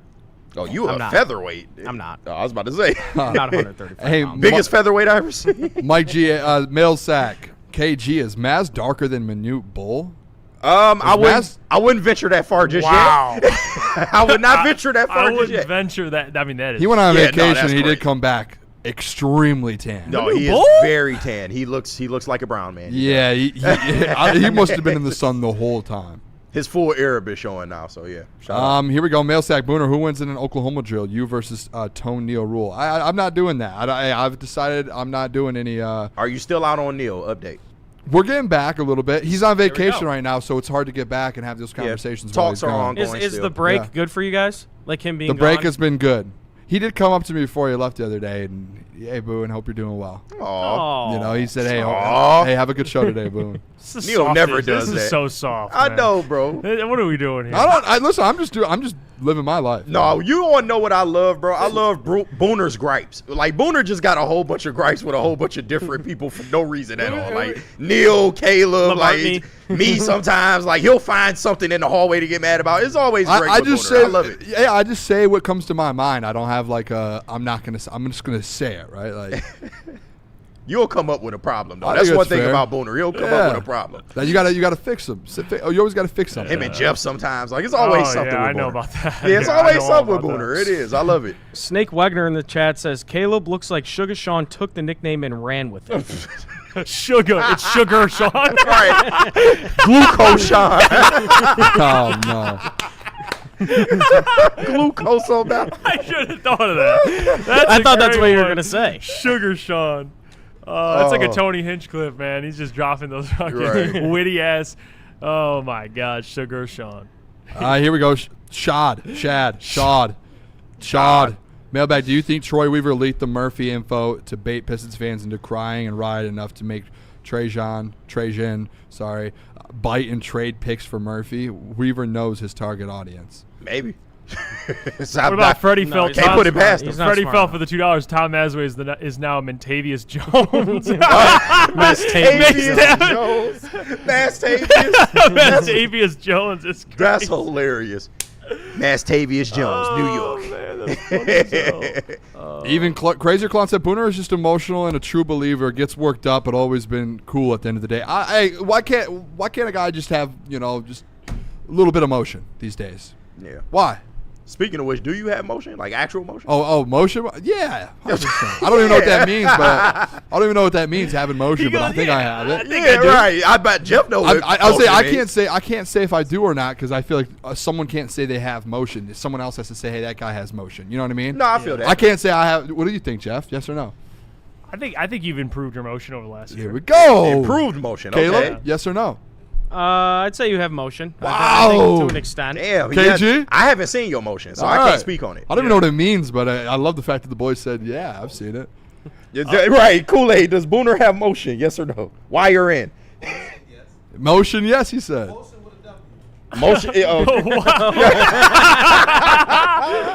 Motion. Motion with a W. Jesse, mailbag fellas, do you think Hutch has over under 16 sacks this year? I say yes, but barely. I pray, man. I pray. Why can we? I would love a big year out of Can we Hutch. please just admit, like, I love Hutch to death. He is a top 5 edge rusher in this league. He can get better, y'all. Like I mean, his career high 15. Yeah, yeah, man. he can get to 16. I need 17, him to start 18. touching 17, 18 sacks. I do.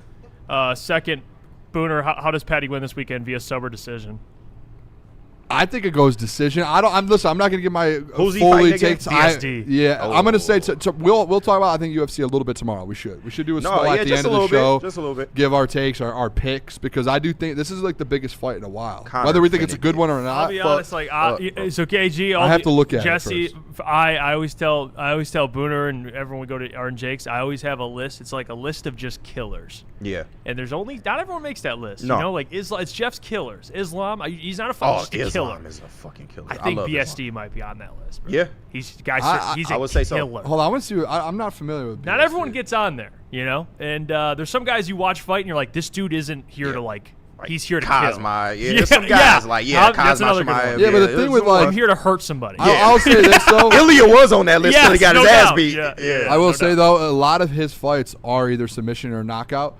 The one BSD. Yeah, BSD. Yeah, Like almost majority of Yeah. them are either knockout or submission. In this, you have to admit this because we had the same conversation with Justin Gaethje with Patty, where people were like, Gaethje could knock Patty out, he could destroy Patty. The one thing with Patty that you have to agree with is he does not get submitted, and he does not get knocked out. Like he will rather die in the octagon. So that's where with BSD, it's like, yeah, he can do that.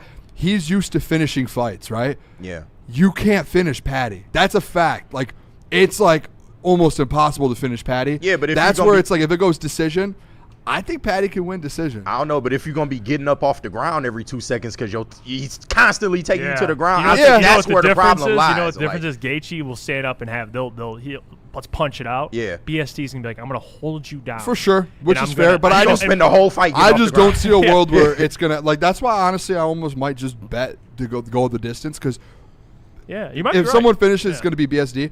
Guys, Patty's not getting knocked out or submitted. He'll die, like he'll get choked out and die on the octagon before he ends up. That happens before he taps. We'll get out of here. We'll talk about it tomorrow too. That's gonna be a great fight. I'll tell you what. We'll talk about Conor too, man. Right. We'll talk about that. I know. I wish I could get out there with y'all boys, man. Oh, Conor getting washed, y'all. Yeah, get ready for it. Yeah. Oh well, you're more than welcome to, KG. Saturday, I know. I might not have a whip this weekend, but we'll see. We'll see. We'll go to another one. I can't wait to give my picks out tomorrow. I can't wait. Okay. I cannot wait. Let's get it. Let's get out of here. Appreciate you guys. Tomorrow, 11 to 1, we'll be at the Vlasic Classic. Until then, Braylon Hansen, heavyweights. Love you guys. Peace. The next generation of Detroit sports media is here. Crunch Time is back on Woodward Sports. Join Jeff Iafrate and Booner Monday through Friday, 11 a.m. to 1 p.m. Taking Detroit sports coverage to the next level with massive interviews, viral moments, and the best live reactions. Get ready, Detroit. The young guns are taking over. Crunch Time on Woodward Sports.